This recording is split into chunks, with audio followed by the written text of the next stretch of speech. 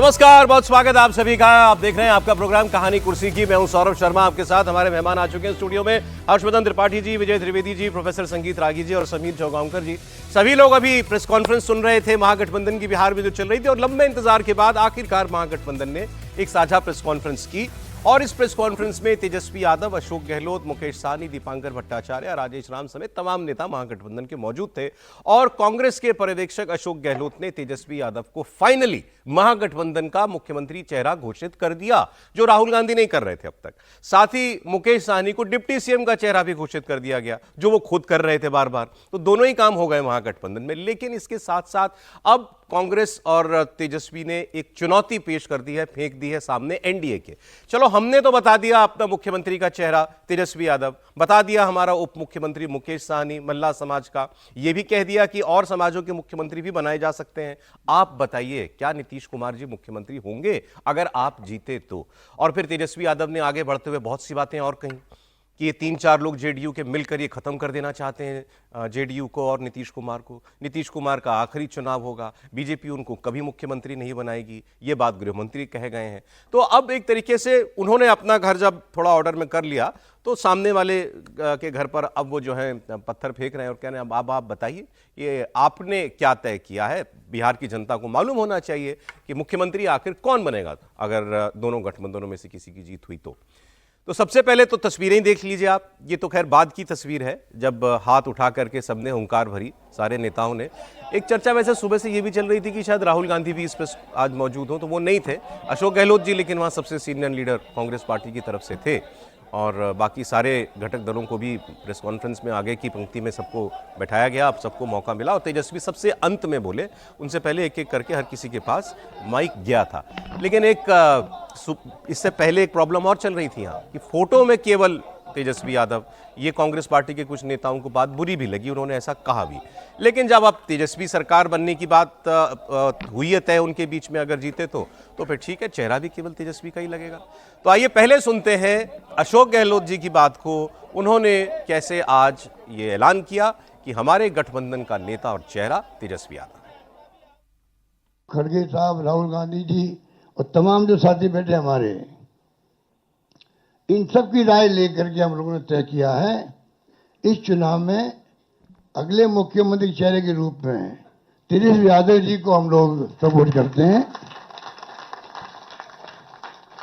जो एक नौजवान है, लंबा फ्यूचर है इनके साथ में। और मेरा अनुभव से मैं कह सकता हूं, जिसका लंबा फ्यूचर होता है पब्लिक उनको साथ देती है। ये नौजवान है, कमिटमेंट रखते हैं।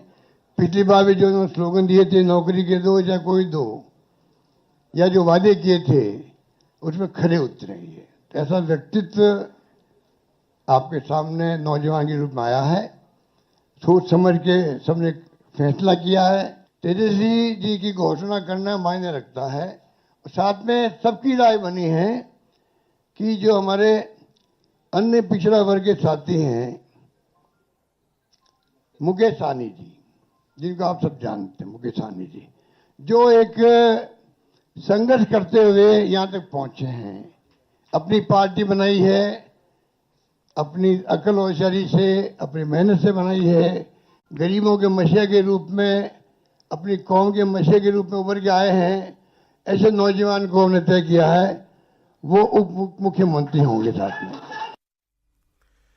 अच्छा, एक मजेदार बात कह दी गहलोत जी ने। उन्होंने कहा कि हमारे बीच में तो कभी कोई कंफ्यूजन नहीं था। पत्रकार सवाल पूछ रहे थे कि भाई आपने पहले क्यों नहीं किया, इतना डिले क्यों किया? तो उन्होंने कहा हमारे बीच में पहले से सबके मन में ये साफ था कि चेहरा तो तेजस्वी होंगे, लेकिन कभी कभी ये स्ट्रैटेजी भी होती है कि आप किसी का नाम नहीं ले रहे हैं, तो वो स्ट्रैटेजी भी हम लोग समझने की कोशिश करेंगे। अब महागठबंधन ने अपना सीएम फेस डिक्लेयर किया और फिर सीधे एनडीए पर हमला किया। तेजस्वी यादव के पास माइक आया तो उन्होंने कहा कि अब एनडीए बताए उनका सीएम चेहरा कौन है। अगर नीतीश कुमार है तो फिर एक जॉइंट प्रेस कॉन्फ्रेंस ऐसे ही करके उनके नाम का ऐलान कब करेगा एनडीए? और तेजस्वी ने बीजेपी पर जेडीयू को खत्म करने की साजिश करने का भी आरोप लगाया। प्रेस कॉन्फ्रेंस भी हो गया, इससे पहले कई राउंड हम लोग साथ भी बैठे, लेकिन हम लोगों ने नीतीश जी के साथ जो अन्याय हो रहा है एनडीए में, एक बार भी कोई भी जॉइंट प्रेस कॉन्फ्रेंस नहीं की गई है। और ना ही ऑफिशियली रूप से मुख्यमंत्री का चेहरा घोषित किया गया है। तो हम लोग तो शुरू दिन से ही कह रहे थे कि भाजपा के लोग नीतीश जी को दोबारा मुख्यमंत्री नहीं बनाएंगे, और इस पे और किसी ने मुहर नहीं लगाया है, बल्कि अमित शाह जी ने एक बार नहीं कई बार इस बात को बोला है कि विधायक दल की जो संख्या होगी वो तय करेगा। लेकिन अमित शाह जी से हम जानना चाहेंगे, इस बार आप ये बात कह रहे हैं, पिछले बार तो ये बात नहीं थी। यह लगातार 20 साल से एनडीए की सरकार है, हमेशा से मुख्यमंत्री का चेहरा आप लोगों ने घोषित किया। आखिर क्या कारण है कि इस बार आप नीतीश कुमार जी का मुख्यमंत्री के चेहरे का नाम का घोषणा क्यों नहीं कर रहे? अब ये सवाल बड़ा खड़ा होता है। तो हम लोग तो जो कहते थे वही हो रहा है। और आप देख लीजिए, जो भी जनता दल यूनाइटेड में जो नेता हैं, नीतीश जी के खराब सेहत का वो चेहरे का इस्तेमाल करके 3-4 नेता जो भाजपा के लिए ही काम कर रहे हैं, जो जनता दल यूनाइटेड को खत्म करने में लगे हैं, अब चुनाव के बाद जनता दल यूनाइटेड को भी ये लोग खत्म कर देंगे, दल नहीं रहेंगे। यानी आप मान के चलिए कि नीतीश कुमार जी का ये आखिरी चुनाव है। ये स्पष्ट अमित शाह जी ने कर दिया है। चलिए, तो महागठबंधन के अंदर जो है गठजोड़ अब पक्का हो गया और एक तरीके से दूल्हा घोषित कर दिया गया है तेजस्वी यादव जी को। इसी का इंतजार हो रहा था ना त्रिपाठी जी? नहीं, ये तो अच्छा है। मतलब शायद आज तक इस तरह से नहीं हुआ होगा कि कनपट्टी पे कट्टा सटा के और उप मुख्यमंत्री और मुख्यमंत्री पद का ऐलान हुआ हो। मुझे तो ध्यान में नहीं आता है। गठजोड़ की राजनीति इस तरह से चलती है, यह ऐसा मैंने तो नहीं देखा है। और अगर इस तरह की राजनीति हो रही है तो कहाँ हैं अल्लाह वरू जी? तो नहीं दिखे मुझे उसके अगल बगल में। नहीं, कोने में थे, बिल्कुल बैठे हुए हैं। ठीक, मैं कह रहा हूं ना कि उनके अगल बगल, मेरा शब्द ही यही है कि जहां उनको होना चाहिए वहां वो नहीं है। और अशोक गहलोत जी कह रहे हैं कि हम युवाओं को बड़ा बढ़ाते हैं, और ये सब देखते हुए सचिन पायलट फूट फूट कर रो पड़े, एकदम भाव विह्वल हो गए कि कितना युवाओं को बढ़ाते हैं अशोक गहलोत जी। कि पार्टी कहती रह गई, सोनिया जी कहती रह गई, राहुल जी कहते रह गए, प्रियंका जी ने कहा, लेकिन अशोक गहलोत मल्लिकार्जुन खड़गे और अजय माकन से मिलने तक तैयार नहीं हुए। ये हुआ था जयपुर में, लेकिन छोड़ देते हैं अभी जयपुर। देखिए, निश्चित तौर पर तेजस्वी यादव इस चुनाव के एक तरह से कहें कि धुरी हैं। वो चुनाव हारना जीतना अपनी जगह है। पहले दिन से हम ये बात कह रहे हैं कि तेजस्वी यादव के ही इर्द गिर्द चुनाव है। 2020 में जहां तक ले गए थे उससे बहुत पीछे चले गए। अब ये कौन सी रणनीति है कि आप किसी लड़ाई में पिछड़ जाएं और फिर कहेंगे अच्छा अब हम फिर तैयार हो गए? तो आपको उतनी लड़ाई तो फिर तय करनी है ना। 16 दिन की वो यात्रा और उसके बाद बिहार अधिकार यात्रा तेजस्वी की, और उसके बाद 15 दिन तेजस्वी यादव का पूरी तरह से गायब होना, और उस दौरान राहुल गांधी का कोलंबिया चले जाना, यहां आकर भी जगह जगह जाना, लेकिन बिहार की बात नहीं करना। क्या चुनाव चल पड़ता है तो उसमें आपके लिए संभव है क्या कि अंतिम में उछल कर कूदें और कहें कि अब हम यहां तक पहुंच जाएंगे? मुझे नहीं लगता है। जिस तरह से गाड़ी छोड़ चुके चुनाव की, वो आगे जा चुकी है। अब कितना वो दौड़ पाएंगे, कितना वो रिकवर कर पाएंगे, वो थोड़ा सा कठिन दिखता है। लेकिन ठीक है, कम से कम एक चीज अच्छी हुई कि आपका मुख्यमंत्री और उप मुख्यमंत्री दोनों चेहरा तय हो गया, तो आप लड़ाई लड़ते हुए ठीक दिखेंगे। लेकिन क्या इससे जो उनके वर्कर के बीच में, उनके नेताओं के बीच में जो झगड़ा झंझट बढ़ा हुआ था, क्या उस झगड़ा झंझट को किसी तरह से संभाल पाएंगे? ये एक बड़ा सवाल है जो आने वाले समय में ये करके उन्होंने एनडीए की फॉल्ट लाइन को भी तो उगाड़ दिया ना। उनके बीच में झगड़ा लगाने का भी तो इसको समझिए। एनडीए की जो फॉल्ट लाइन है वो 2020 की थी, 25 में कोई फॉल्ट लाइन नहीं। 2020 में जब तेजस्वी को चेहरा बनाया था, नीतीश कुमार को, तभी ये तय हो गया था कि फॉल्ट लाइन है। सवाल सर ये है कि क्या नीतीश कुमार के वोटर तक ये बात पहुंच चुकी है? नीतीश कुमार का वोटर बहुत अच्छे से जानता है कि हमारी पार्टी की जो स्थिति है वो इस गठजोड़ में ही सुरक्षित है। नहीं कि अब नीतीश कुमार मुख्यमंत्री नहीं बनेंगे, ये वो समझ चुका है। नीतीश कुमार खुद मुख्यमंत्री पद का ऐलान करेंगे, आप देखिएगा। ये मैं बार बार कह रहा हूं, वो बताएंगे मुख्यमंत्री कौन होगा, वही तय कराएंगे, लेकिन नीतीश जी नहीं होंगे। सर मतलब महागठबंधन ने एक बड़ा काम तो कर लिया, हालांकि हम लोग इस पर बार बार चर्चा कर रहे थे। मैं इस बात के पक्ष में ही था। अशोक गहलोत जी ने जो कहा कि मुझे कोई कन्फ्यूजन नहीं लग रहा था कि महागठबंधन में तेजस्वी के अलावा कोई चेहरा हो सकता है। वो नहीं होते तब भी यदि सरकार बनती तो महागठबंधन का चेहरा मुख्यमंत्री तेजस्वी ही होते। इसमें बहुत कोई कन्फ्यूजन नहीं है। जैसे एनडीए में भी कोई कन्फ्यूजन नहीं है कि नीतीश कुमार जी नहीं बनेंगे मुख्यमंत्री, तो अब दोनों चेहरे तय हो गए। अब एनडीए के पास सीएम का चेहरा नहीं है, तो महागठबंधन के पास एक मजबूत चेहरा हो गया। अब वो लड़ाई कैसे लड़ते हैं, और इसका मतलब ये भी नहीं है कि पूरी तरह से अब सब कुछ ठीक ठाक हो गया घर में, लेकिन काफ़ी हद तक ठीक हो गया। आज सवेरे की जो जानकारी मुझे मिली, पटना में 11 बजे प्रेस कॉन्फ्रेंस होनी थी, 11 बजे सब लोग पहुंच गए थे, तेजस्वी जी वगैरह भी। तो मुकेश सहनी जी जो डिप्टी चीफ मिनिस्टर हैं बिना चुनाव के भी, वो अपने उसी होटल में रुके हुए हैं इसी में जहां प्रेस कॉन्फ्रेंस हुई। तो फिर तेजस्वी जी को और अशोक जी को वहां पर जाना पड़ा और उनको कन्विंस करना पड़ा। उन्होंने कन्विंस करने की बात नहीं है, इसको अनाउंस करने की बात है। नहीं तो इस प्रेस कॉन्फ्रेंस में केवल तेजस्वी जी का चेहरा घोषित करना था, और इसलिए आप देख रहे हैं कि केवल उनकी एक फोटो लगाई थी और वो साफ हो गया था, कहा कि अब की बार तेजस्वी सरकार। लेकिन वो मुकेश सहनी जी नहीं उतरे और इसलिए वो प्रेस कॉन्फ्रेंस 1 घंटे लेट हुई। ठीक है, अब बस केवल इतना सा बाकी रह गया कि महागठबंधन की सरकार बन जाए तो मुकेश सहनी जी भी डिप्टी चीफ मिनिस्टर बन जाए। मतलब बैलेंस करने के लिए फिर गहलोत जी को ये भी कहना पड़ा, और बहुत से समाज हमारे क्योंकि साथ और हैं, समाज के लोग उनके नाराज उपमुख्यमंत्री होंगे तो भी जो हाँ है वो उनका बनाए नाम जा भी सकते चलेगा। लेकिन अब एनडीए के लिए ये सवाल तो रहेगा ही एक पॉटलाइन के तौर पे कि भाई क्या वो अपना कैंडिडेट घोषित करती हैं कि नहीं घोषित करती हैं। ये तो अमित शाह जी ने साफ ही कर दिया कि अभी कोई उनके पास सीएम फेस नहीं है। ठीक है, लेकिन अब गेंद पाले में डाल दी ना एनडीए हाँ, के सर जी। अब आप बताइए। देखिए, मुकेश सहनी के डिप्टी सीएम की घोषणा से कई जो ईबीसी समाज के लोग हैं वही इसको बहुत अच्छे तरीके से हजम नहीं करेंगे, और ये जो है जेडीयू गठबंधन के लिए, महागठबंधन के लिए घातक होने जा रहा है।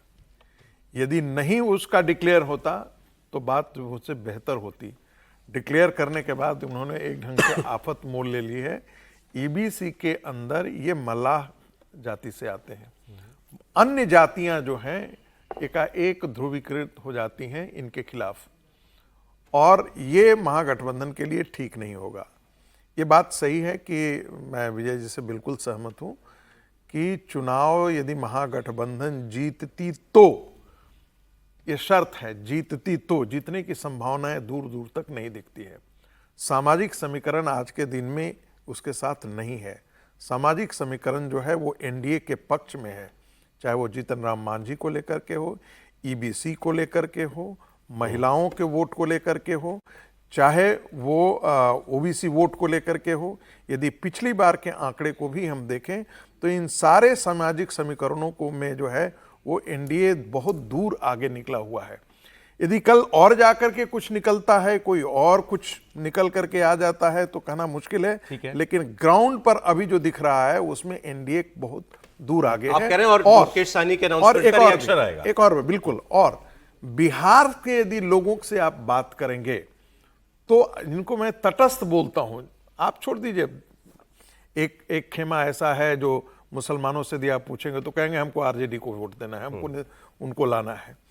यादवों का एक बहुत बड़ा वर्ग जो है वो उनके साथ खड़ा है, लेकिन बाकी अन्य लोगों से कहेंगे तो वो यही कहते हैं कि भाई कुछ भी करो, लालू के राज से तो ये बेहतर ही है नीतीश जी। चाहे वो उनका स्वास्थ्य के बारे में कई प्रश्न खड़े होते हैं, लेकिन मैं इस बात से भी सहमत नहीं हूं कि चुनाव जीतने के बाद नीतीश जी मुख्यमंत्री नहीं बनेंगे। मुझे लगता है कि नीतीश जी ही मुख्यमंत्री बनेंगे, बाद में कोई और 1 महीना, 2 महीना, 6 महीना, 8 महीना बाद चले, ये तो खैर बात की बात है, लेकिन नीतीश जी ही बनेंगे। जो गहलोत जी ने कहा ना कि कभी स्ट्रेटेजी भी होती है ऐसी, तो फिर उनसे भी ये सवाल कि फिर स्ट्रेटेजी आपने बदली क्यों? अगर आप लोगों के मन में एक सवाल के तौर पर इस बात को रखे रहना चाहते थे कि कौन बनेगा मुख्यमंत्री, तो आपने क्लियर कर दिया।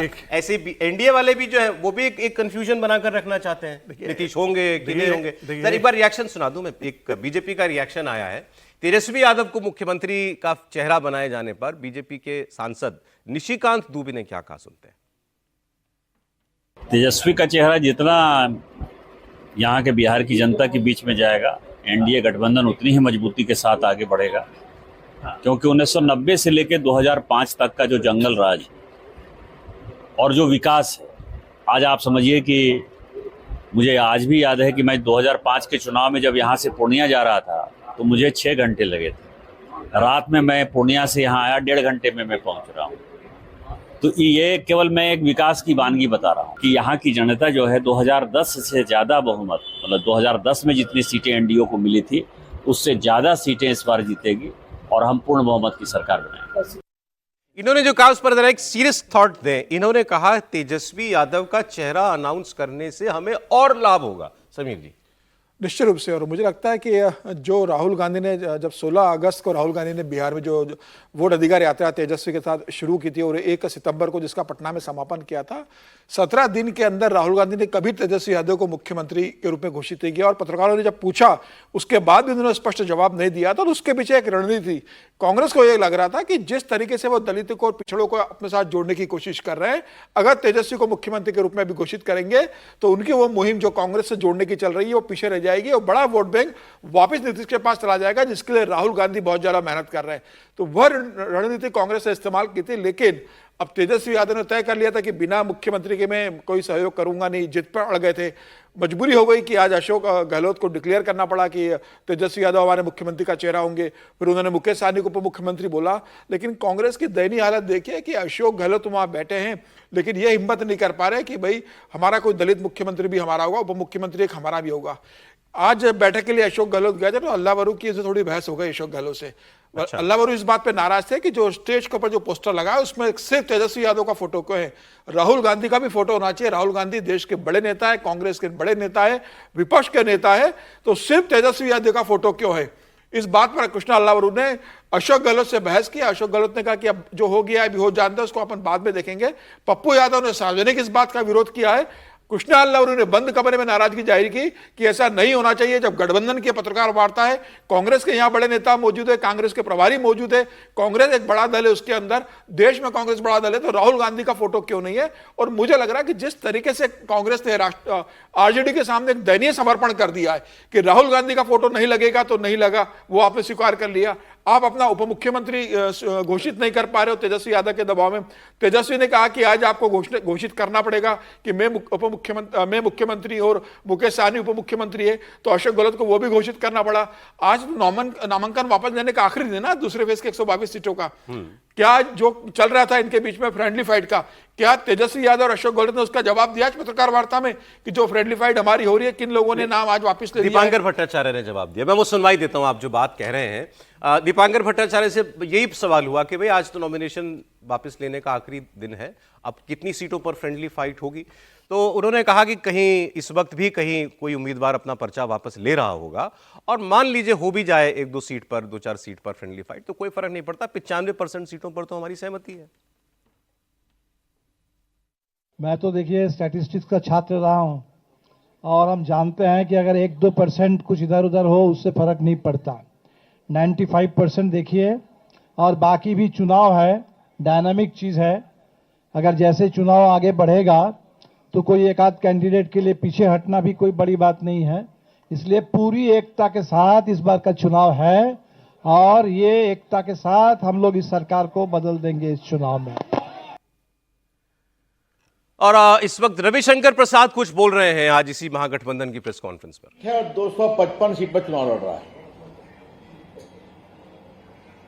और गौरा बोराम एक सीट है, वहां पर सीएम और होने वाले डिप्टी सीएम दावा करने वाले दोनों लड़ रहे हैं। ये बड़ा लचर गठबंधन है। तेजस्वी बाबू को उनका दावा किया गया है तो कहते मैंने ये किया, मैंने वो किया। तो मैं उनसे पूछूंगा उस समय आपका मुख्यमंत्री कौन था? डिप्टी सीएम तो आप थे ना, तो आप किस बिना पर दावा कर रहे हैं? आपके भ्रष्टाचार को देखकर नीतीश कुमार आपसे अलग हुए। तो ये जो आप कह रहे हैं कि हमने ये करवाया, हमने वो करवाया, ये बात तो बहुत ही अनुचित है। अब आपने क्या करवाया ये मैं बताना चाहता हूं बीजेपी की तरफ से। उन्होंने कहा कि हम भ्रष्टाचार पर 0 टॉलरेंस करेंगे। आज बहुत गर्व से उन्होंने कहा। तो आज मैं यही कहानी शुरू करना चाहता हूं। जरा मुझे बताइए कि आप भ्रष्टाचार की किस कहानी में विश्वास करते हैं? अपनी खुद की अपने पिताजी की, अपनी माताजी की या अपने बाकी सहयोगियों की। आज इस प्रदेश को यह बताना जरूरी है और यह बहुत ही गंभीर सवाल है कि चारा घोटाले में लालू जी को 4 मामलों में सजा हो चुकी है और ये सजा है 32 साल की, 32.5 वर्षों की। ये सब की सूची है मेरे पास। पहला है आपके चाईबासा कोषागार 37 करोड़, दूसरा है देवघर कोषागार, तीसरा है चाईबासा कोषागार, चौथा है दुमका कोषागार, फिर डोरंडा कोषागार।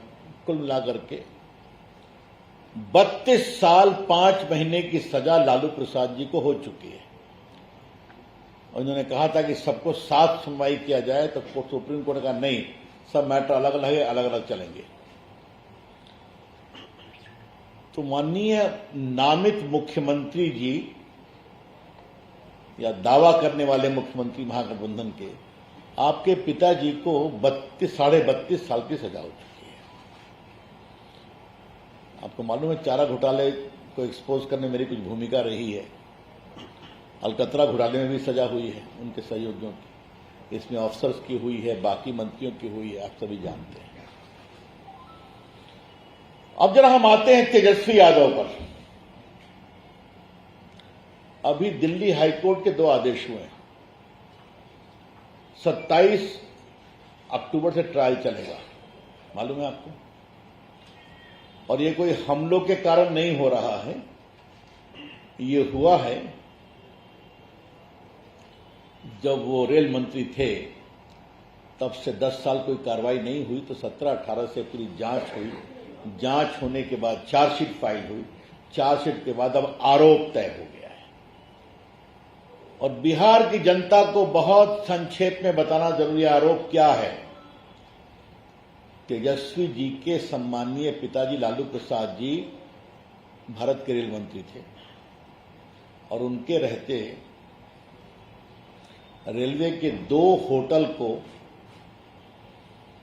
पटना के एक प्राइवेट होटलियर को दे दिया गया, नियमों की अवहेलना करके। वो एलिजिबल नहीं थे और बदले में पटना में 3.5 एकड़ जमीन बेली रोड में दी गई। मैं रिपीट कर रहा हूं, 3.5 एकड़ जमीन लगभग 95 करोड़ की। और एक डिलाइट कंपनी है प्रेमचंद गुप्ता की पत्नी के नाम से, उसको बहुत सस्ते में उसको दिया गया और बाद में उसको परिवार को ट्रांसफर किया गया। कोर्ट ने सारे मामलों को देखा और कहा कि ये गंभीर मामला है भ्रष्टाचार का। और अब आज से बिहार का चुनाव कुछ और इंटरेस्टिंग हो गया, क्योंकि महागठबंधन ने, क्योंकि ये कांग्रेस ने फाइनली तेजस्वी यादव को गठबंधन का चेहरा घोषित कर दिया और बता दिया कि यही हमारे मुख्यमंत्री होंगे अगर हम जीते तो। और इस पर बीजेपी फिर रिएक्ट कर रही है। रविशंकर प्रसाद बोल रहे हैं। तो इसलिए बिहार की जनता हम पर विश्वास करती है और बिहार की जनता ये भी जानती है कि नीतीश कुमार, नरेंद्र मोदी की डबल इंजन सरकार ने जो काम किया है बिहार के विकास के लिए। अब बताइए, आज बिहार में बेटियां ड्रोन दीदी उड़ाती हैं, ये छोटी बात है क्या? किसानों के अकाउंट में साल में 6,000 रुपये जाते हैं बटन दबा करके, ये छोटी बात है क्या? 80 करोड़ लोगों को फ्री खाना खिलाते हैं। आपने सब देखा है ना। हाँ, आज बाकी हम लोग जब आगे बढ़ेंगे तो मैनिफेस्टो आएगा, सब कुछ बताएंगे। लेकिन आज उनके बात का जवाब देने के लिए विषय रख दिया गया। That's all from my side. I am open two questions now.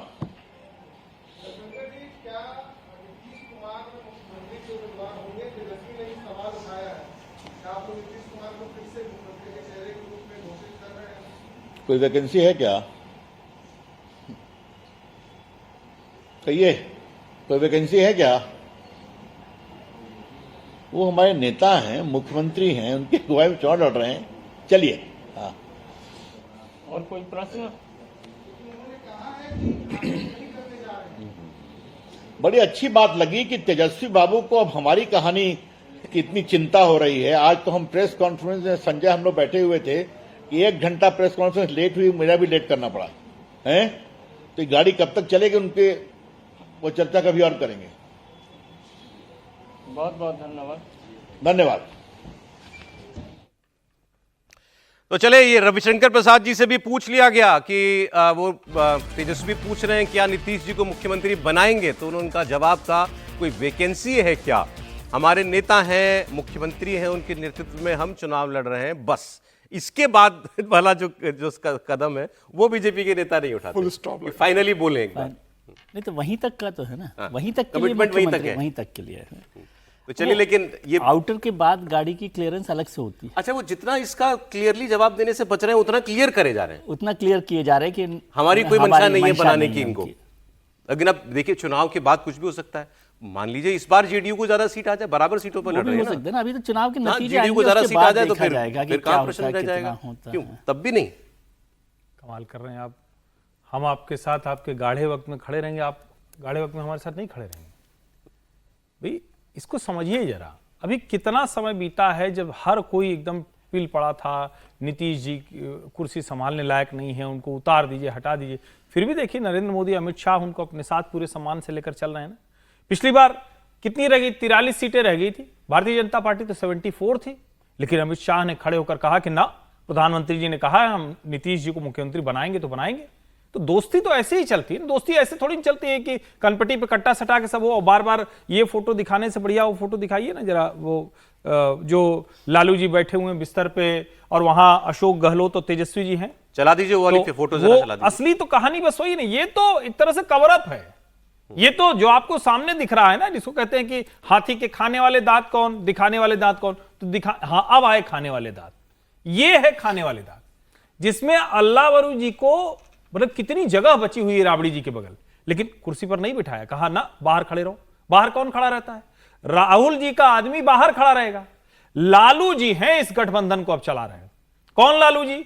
वो लालू जी जिनकी पहचान ही शहाबुद्दीन के जेल वाले शहाबुद्दीन से होती थी।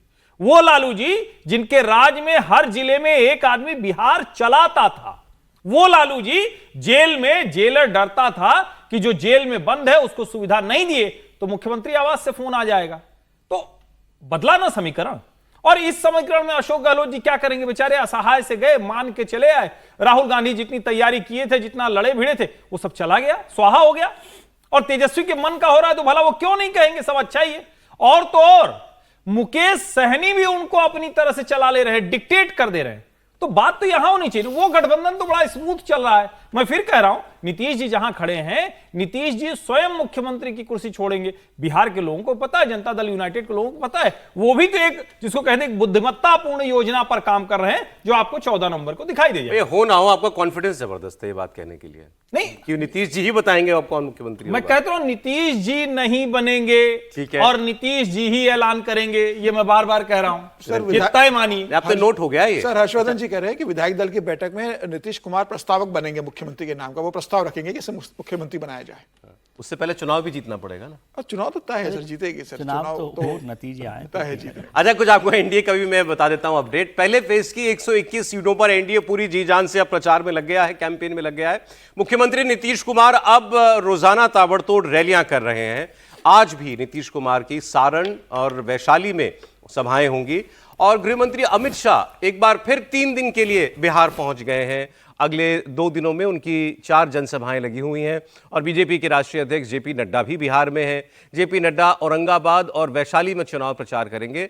औरंगाबाद के गो और वैशाली के पातेपुर में उनकी जनसभा होगी। उत्तर प्रदेश के डिप्टी सीएम केशव प्रसाद मौर्य को भी बिहार के प्रचार में लगाया गया है। भोजपुर में उनकी 2 जनसभाएं जो हैं वो तय की गई हैं। तो बीजेपी, अभी आप कह ही रहे थे, बीजेपी ने सीनियर लोगों को उतार रखा है प्रचार में। नहीं, बिल्कुल उतार रखा है। आज मुझे लगता है कल ही सीआर पाटिल भी पहुंच गए हैं। और सीआर पाटिल तो सह प्रभारी है। हाँ, तो बेगूसराय में है। और मजेदार बात है कि सीआर पाटिल के साथ कोई 100 लोगों की टीम है। जो गुजरात में लोग, जो बिहार के लोग काम करते हैं उनको, और अच्छे खासे, वो ऐसा नहीं है कि जो संपन्न लोग हैं, संपन्न और प्रतिष्ठित लोग जो हैं, जो गुजरात के अंदर हैं, उन सबों को लेकर के वो बिहार पहुंचे हुए हैं। और उनके पास हर कंस्टिट्यूएंसी का डेटा वगैरह सब है। ऐसा नहीं है कि जा कर के मांगना पड़ेगा, बिहार के लोगों से मांगना पड़ेगा। उनके पास पूरी डेटा उनके पास है और वरिष्ठ लोग वाकई वहां पर पहुंच चुके हैं। चुनाव बहुत ही ऑर्गेनाइज तरीके से भारतीय जनता पार्टी ने। अमित शाह जी पहले 3 दिन के लिए गए, फिर अब देखिए 3 दिन के लिए। अमित शाह जी की सभा है, फिर प्रधानमंत्री जी 2 दिन बाद जा कल रहे है हैं समस्तीपुर में, हाँ, समस्तीपुर में कल समस्तीपुर में है, कई अन्य जगह पर है। प्रधानमंत्री की सभा है, जो है नड्डा जी की आज सभा जो है वो औरंगाबाद हमारे जिले के अंदर है आज उनकी सभा। बाकी 40 और स्टार लोगों की, स्टार प्रचारकों की जो है उनकी सभाएं लगी हुई हैं और पूरा कोऑर्डिनेट किया जा रहा है। मुझे लगता है कि पिछली दफा से बेहतर तरीके से ऑर्गेनाइज तरीके से इस बार एनडीए चुनाव लड़ रही है। अच्छा, प्रधानमंत्री मोदी भी बिहार चुनाव में आज एनडीए को मंत्र देंगे, जीत का मंत्र। बिहार बीजेपी के बूथ लेवल कार्यकर्ताओं से वो संवाद करेंगे। प्रधानमंत्री मोदी आज शाम 6:30 बजे मेरा बूथ सबसे मजबूत मिशन के तहत पार्टी कार्यकर्ताओं से बातचीत करेंगे और बिहार चुनाव, हाँ एक बार बात कर चुके हैं प्रधानमंत्री और उनके सुझाव भी वो सुनेंगे। इस बातचीत से पहले प्रधानमंत्री मोदी ने सोशल मीडिया पर पोस्ट किया कि बिहार विधानसभा चुनाव में भाजपा एनडीए की जीत सुनिश्चित करने के लिए हमारे कार्यकर्ता अभूतपूर्व ऊर्जा और समर्पण के साथ मैदान में डटे हुए हैं। जनसंपर्क और संवाद से लेकर संगठन के हर स्तर पर उनकी भागीदारी हमारी सबसे बड़ी ताकत है। लेकिन एक दूसरी तरफ आरजेडी की तरफ एक बड़ी विचित्र बात हुई। बहुत कुछ विचित्र हो रहा है वैसे तो।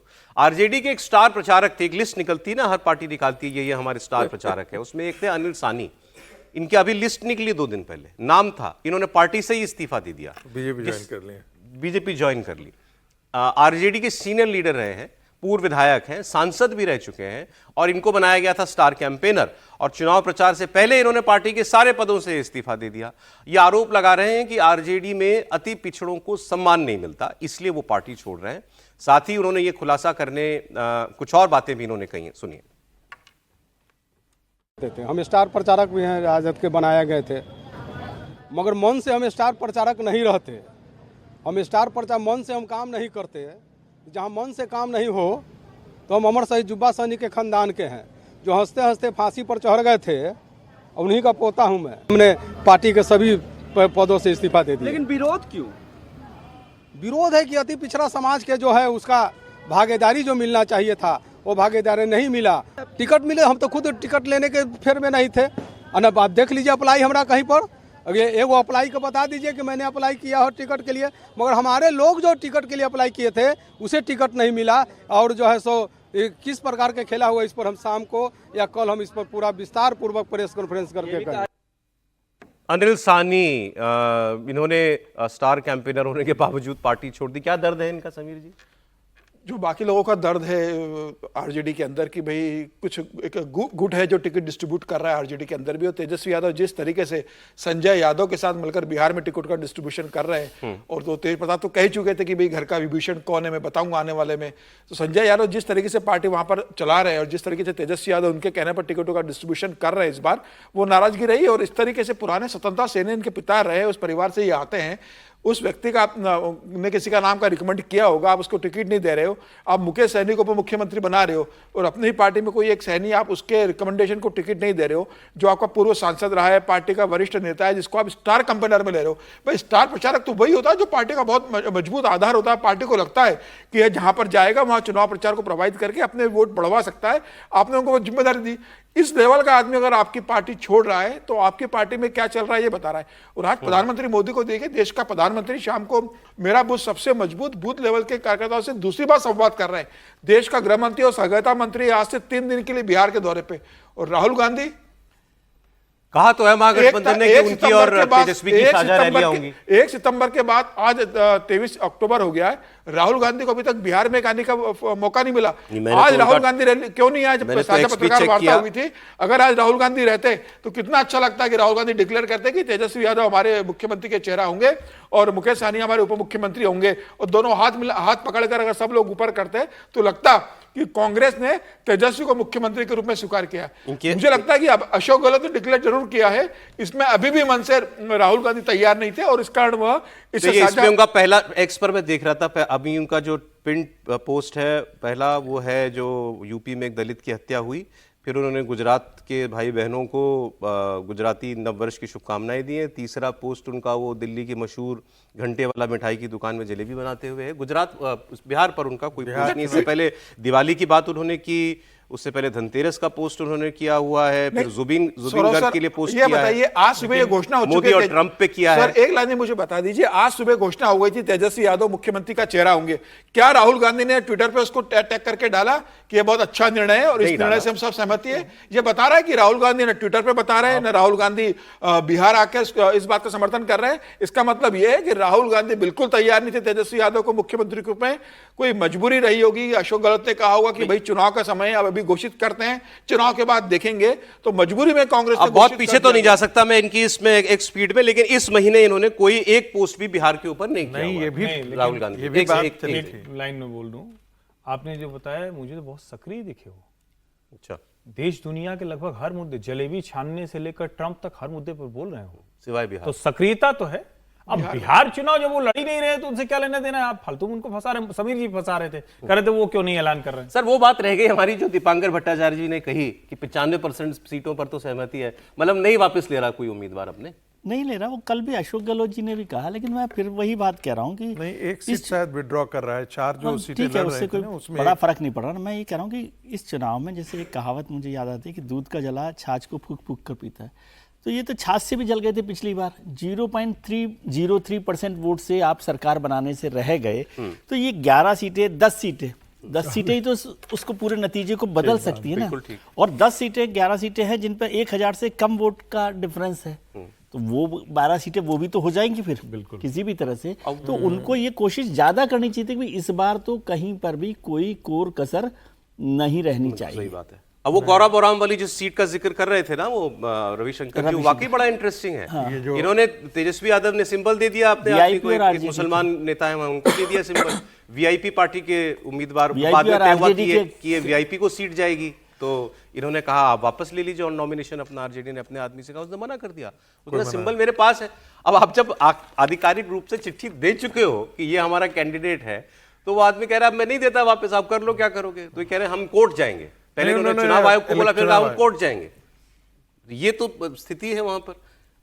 ऐसी एक जगह और मामला हुआ था, लेकिन वहां कम से कम व्यक्ति ने विड्रॉल के बाद पार्टी महागठबंधन को तो समझना चाहिए ना कि पिछली बार कितना कम डिफरेंस था जिसने सरकार बनाने से उनको रोक दिया। तो आज हर तरीके की कोशिश उनको हर कदम पर करनी चाहिए कि एक एक वोट के लिए भी बहुत महत्वपूर्ण है, और वो 10-11 सीटें। विजय जी, जो बार बार ये कहा जाता है ना कि पिछली बार 12,000 वोटों का अंतर रह गया था, जिसे आप परसेंटेज में जोड़ रहे हैं, ये मत भूलिए कि पिछली दफा चिराग पासवान अलग से लड़ रहे थे। नहीं, वो नहीं कर रहा, मैं तो कह रहा हूं उसके बाद आपकी कोशिश तो और बढ़नी चाहिए ना। 5.5% वोट जो है वो on an average her constituency से वो ले गए थे, तो वो भी उसका खामियाजा भी जो है वो यही कह रहे हैं कि इस बार तो हर लिहाज से और टफ है ना। हाँ, तो आपको और ज्यादा करना चाहिए। मैं ये कह रहा हूं, मैं चिराग को वो नहीं कर रहा, खारिज नहीं कर रहा। मैं ये कह रहा हूं कि इस बार एनडीए के लिए बेहतर प्रदर्शन के बेहतर अवसर हैं। सोशल कोएलिशन की दृष्टि से यदि हम देखें, चाहे वो मांझी हो, चाहे वो चिराग, अब देखिए चिराग पासवान जो है वो मगध क्षेत्र में खास करके और शाहबाद वाले जिला है, अब इसमें उनकी अच्छी पैठ है। अब उसमें यदि चिराग पासवान आ जाते हैं, जहां कांग्रेस पार्टी और सीपीआई एमएल साथ साथ लड़ती है, वो काफी मजबूत होकर के निकलते हैं और वो सीटें कल लगभग निकाल लेते हैं। लेकिन यहां पर जो 4 जो महत्वपूर्ण सीटें हैं, वहां कांग्रेस पार्टी और ये दोनों आमने सामने खड़े हो जा रहे हैं। तो ऐसी सीटें जो हैं वो संभवतः यदि ये साथ लड़े होते तो गठबंधन को जाता, लेकिन अब की स्थिति में गठबंधन को नहीं जाएगा। लेकिन अब चिराग जी का नाम बार बार मत लीजिए, तेजस्वी नहीं, नीतीश जी भी घबराते हैं फिर बार बार। देखिए वो उसके कारण अलग है। उसके कारण उनको वो कई दफे अब ये बात भी कह चुके हैं, भाई मुख्यमंत्री मैं भी बनना चाहता हूँ। नहीं, उन्होंने बोला है, यहाँ जब मुकेश सहनी की अनाउंसमेंट हो सकती है उप मुख्यमंत्री की, तो चिराग जी तो फिर इनसे तो बड़ा ही नेता है। नहीं, जो उनके लोग हैं वो कहते हैं कि भाई एक आदमी, एक नाम बताइए भारतीय जनता पार्टी के नेता में जिन्होंने पूरे बिहार प्रदेश का उस स्तर पर दौरा किया है, हर जिले हर कंस्टिट्यूएंसी में दौरा करने वाला एक आदमी बताइए। किसके जैसा? और चिराग पासवान के दौरान। और ये इसमें कोई दौरा नहीं है कि चिराग पासवान के आधार पर तो प्रशांत जी भी बन जाने चाहिए मुख्यमंत्री। हाँ, दौरे से ही मुख्यमंत्री है, तो ठीक बात है। ये ठीक बात है, लेकिन मुझे लगता है थोड़ा सा डिफरेंशिएट करना पड़ेगा ना। चिराग जी स्वयं पार्टी हैं, भाजपा पार्टी, दोनों का फर्क है। भारतीय जनता पार्टी में ढेर सारे नेता हैं, पार्टी तय कर देगी वो नेता बन जाएगा। चिराग जब तक है तब तक पार्टी। तो दोनों को आप एक साथ तुलना नहीं कर सकते। प्रदेश अध्यक्ष तो जा सकते थे, संगठन मंत्री तो जा सकते थे। तो आप कह रहे हैं बीजेपी के नेता इस बार चुनाव में घूमे नहीं? नहीं, मैं सिर्फ इतना बताना चाहता हूं कि भारतीय जनता पार्टी के नेताओं को जितना जमीन पर होना चाहिए था उतना नहीं है। मैं फिर आपसे कह रहा हूं, जीत होगी तो नरेंद्र मोदी के चेहरे पर वोट मिलता है, नीतीश बाबू के चेहरे पर वोट मिलता है। ये गलतफहमी किसी को नहीं होना चाहिए कि वो अपने बल पर कोई चुनाव जीत करके आते हैं। देखिए, आपने हिंदू धर्म में देखा है, बड़े मंदिर होते हैं, जैसे राम मंदिर है, तो वहां पे सारा जो, और ये बात चिराग पर भी लागू है, राम मंदिर पर ये जाता बात है। चिराग उसके पर भी लागू है। छोटे मंदिर होते हैं ना, उनकी भी चली जाती है ना, दर्शन वहां पर भी लोग कर ही लेते हैं थोड़ा थोड़ा। तो वो छोटे नेता भी सोचते हैं कि भाई और वैसे जो भी है भारतीय बड़े जनता पार्टी में तो ये परंपरा नहीं है ना कि जो मुख्यमंत्री बनता है वो बड़ा नेता बन जाता है। प्रधानमंत्री नरेंद्र मोदी से लेकर योगी आदित्यनाथ बड़ा उदाहरण है। ये भी आपने ठीक बात ये तो कही। बड़े उदाहरण है ना भाई। पार्टी है ये, देवेंद्र पार्टी फडणवीस है। तय कर, देवेंद्र फडणवीस पार्टी तय करेगी वो नेता बड़ा हो जाएगा, और कैडर वाली पार्टी इसी तरह से चलनी चाहिए। ये क्या मतलब हुआ कि हम तय करेंगे राजनीति? अच्छा, ये इस बात का एक लाइन और जोड़ दो, बहुत सही बात बोली है त्रिपाठी जी ने कि पार्टी में जो भी नेता होगा मुख्यमंत्री बन जाएगा तो बड़ा नेता हो जाएगा। पार्टी इस बात का ध्यान रखती है कि बड़ा नेता मुख्यमंत्री ना बने। अच्छा, एक रिएक्शन आपको शाहनवाज हुसैन बीजेपी के लीडर उनका सुना देता हूं। उन्होंने कहा लालू यादव के घर जाकर कांग्रेस ने घुटने टेक दिए, और अब आरजेडी का MY मुस्लिम यादव वाला समीकरण, वो उसमें M वो नहीं रहा मुसलमान वाला, अब M मतलब मुकेश सहनी। MY समीकरण वाली ये पार्टी का मतलब अब मुस्लिम यादव नहीं है, बल्कि मुकेश सहनी और तेजस्वी यादव हो गया है। तो उनका जो वोट बैंक था वो तो बड़ा नाराज हो गया है उनसे, कुछ उनको मिलने वाला नहीं है। ये लोग सिर्फ बीजेपी का डर दिखाकर वोट लेना चाहते हैं मुस्लिम समाज से भी, जबकि वो किसी से डरेगा नहीं। हम लोग सबका साथ, सबका विकास, सबके विश्वास के रास्ते पर नीतीश कुमार के नेतृत्व में लड़ने जा रहे हैं। महागठबंधन में दरार है, कांग्रेस ने घुटना टेका है लालू यादव और तेजस्वी यादव के सामने। कांग्रेस बहुत डींग हाँक रही थी, कह रही थी कि मुख्यमंत्री का उम्मीदवार हम बताएंगे नहीं, बाद में तय होगा। लेकिन कांग्रेस पार्टी जिसका कोई वजूद नहीं है, लास्ट में लालू यादव के दरवाजे पर जाकर घुटना टेक दिया, उनके कदमों में गिरकर तेजस्वी यादव को मुख्यमंत्री का उम्मीदवार घोषित किया है। चलिए ठीक है, अब बीजेपी ये कह सकती है कि लालू यादव और तेजस्वी के सामने घुटने टेक दिए या उनके दबाव में आ गए तो अनाउंस किया तेजस्वी को, लेकिन अब इनसे भी बार बार पूछा जाएगा नीतीश जी को मुख्यमंत्री बनाएंगे क्या? अमेरिकी राष्ट्रपति डोनाल्ड ट्रंप ने भारत को लेकर एक बार फिर एक बड़ा दावा कर दिया, और दावा करते हुए कहा कि भारत इस साल के आखिर तक रूस से तेल खरीदना बंद कर देगा। अब कम और बंद, ये जो बात हुई ना, यही पेच है। कभी वो कहते हैं भारत तेल खरीदना बंद कर देगा, मुझे मोदी जी ने ऐसा कह दिया है। आप कह रहे हैं कि वो कम कर देगा, अचानक तो बंद नहीं कर सकता। भाई इतनी हमारी मजबूरी समझ रहे हो तो क्यों 6 महीने से पीछे पड़े हो? क्यों 25% का टैरिफ लगा रखा है? भारत की तरफ से ऐसा कोई बयान नहीं है, कोई संकेत नहीं दिए गए हैं कि हम बंद करने वाले हैं, कम करने वाले हैं रूस से तेल खरीदना। लेकिन ट्रंप ये दावा किए जा रहे हैं बार बार। अब ये मेरे ख्याल में 2 बार ये बात साफ साफ कह चुके हैं, और जब कहते हैं तो ये कहते हैं मेरी खुद प्राइम मिनिस्टर मोदी से बात हुई है, वो मेरे अच्छे दोस्त हैं, और उन्होंने मुझे कहा है कि अब हम तेल नहीं खरीदेंगे। तो मुझे उम्मीद है कि अब हमने भारत को मना लिया है। अब चीन भी जल्द जो है बस उसको भी हम देख लें, लेकिन अंतर है वो थोड़ा डिफरेंट तरीके से रिएक्ट करते हैं, उनसे अलग तरीके से डील करना पड़ता है। तो लेकिन भारत के बाद अगर चीन भी बंद कर देगा तो ये युद्ध अपने आप जो है बंद हो जाएगा। अच्छा, अब पहले भारत बहुत सेंसिटिव था इन बातों को लेकर के, ये मेरा मानना है ऐसा। तो हम कुछ बोलते नहीं थे, ट्रंप जो भी बोले जाए हम चुप रहते थे। लेकिन अब ट्रंप बोलते हैं तो यहाँ से जो है फॉरेन मिनिस्ट्री जो है एक स्टेटमेंट जारी कर देती है कि हमारा ये तेल को लेकर के ये स्टैंड है, इस चीज़ को लेकर के ये स्टैंड है। ट्रंप को उससे भी परवाह नहीं है कि भाई ये मेरी बातों का फैक्ट चेक कर देता है इंडिया बार बार लेकिन वो भाई अपने लगे हुए हैं, वो एक तरफा बात करते हैं जो करते हैं। अब आप सुनिए उन्होंने फिर क्या कहा भारत के हवाले से।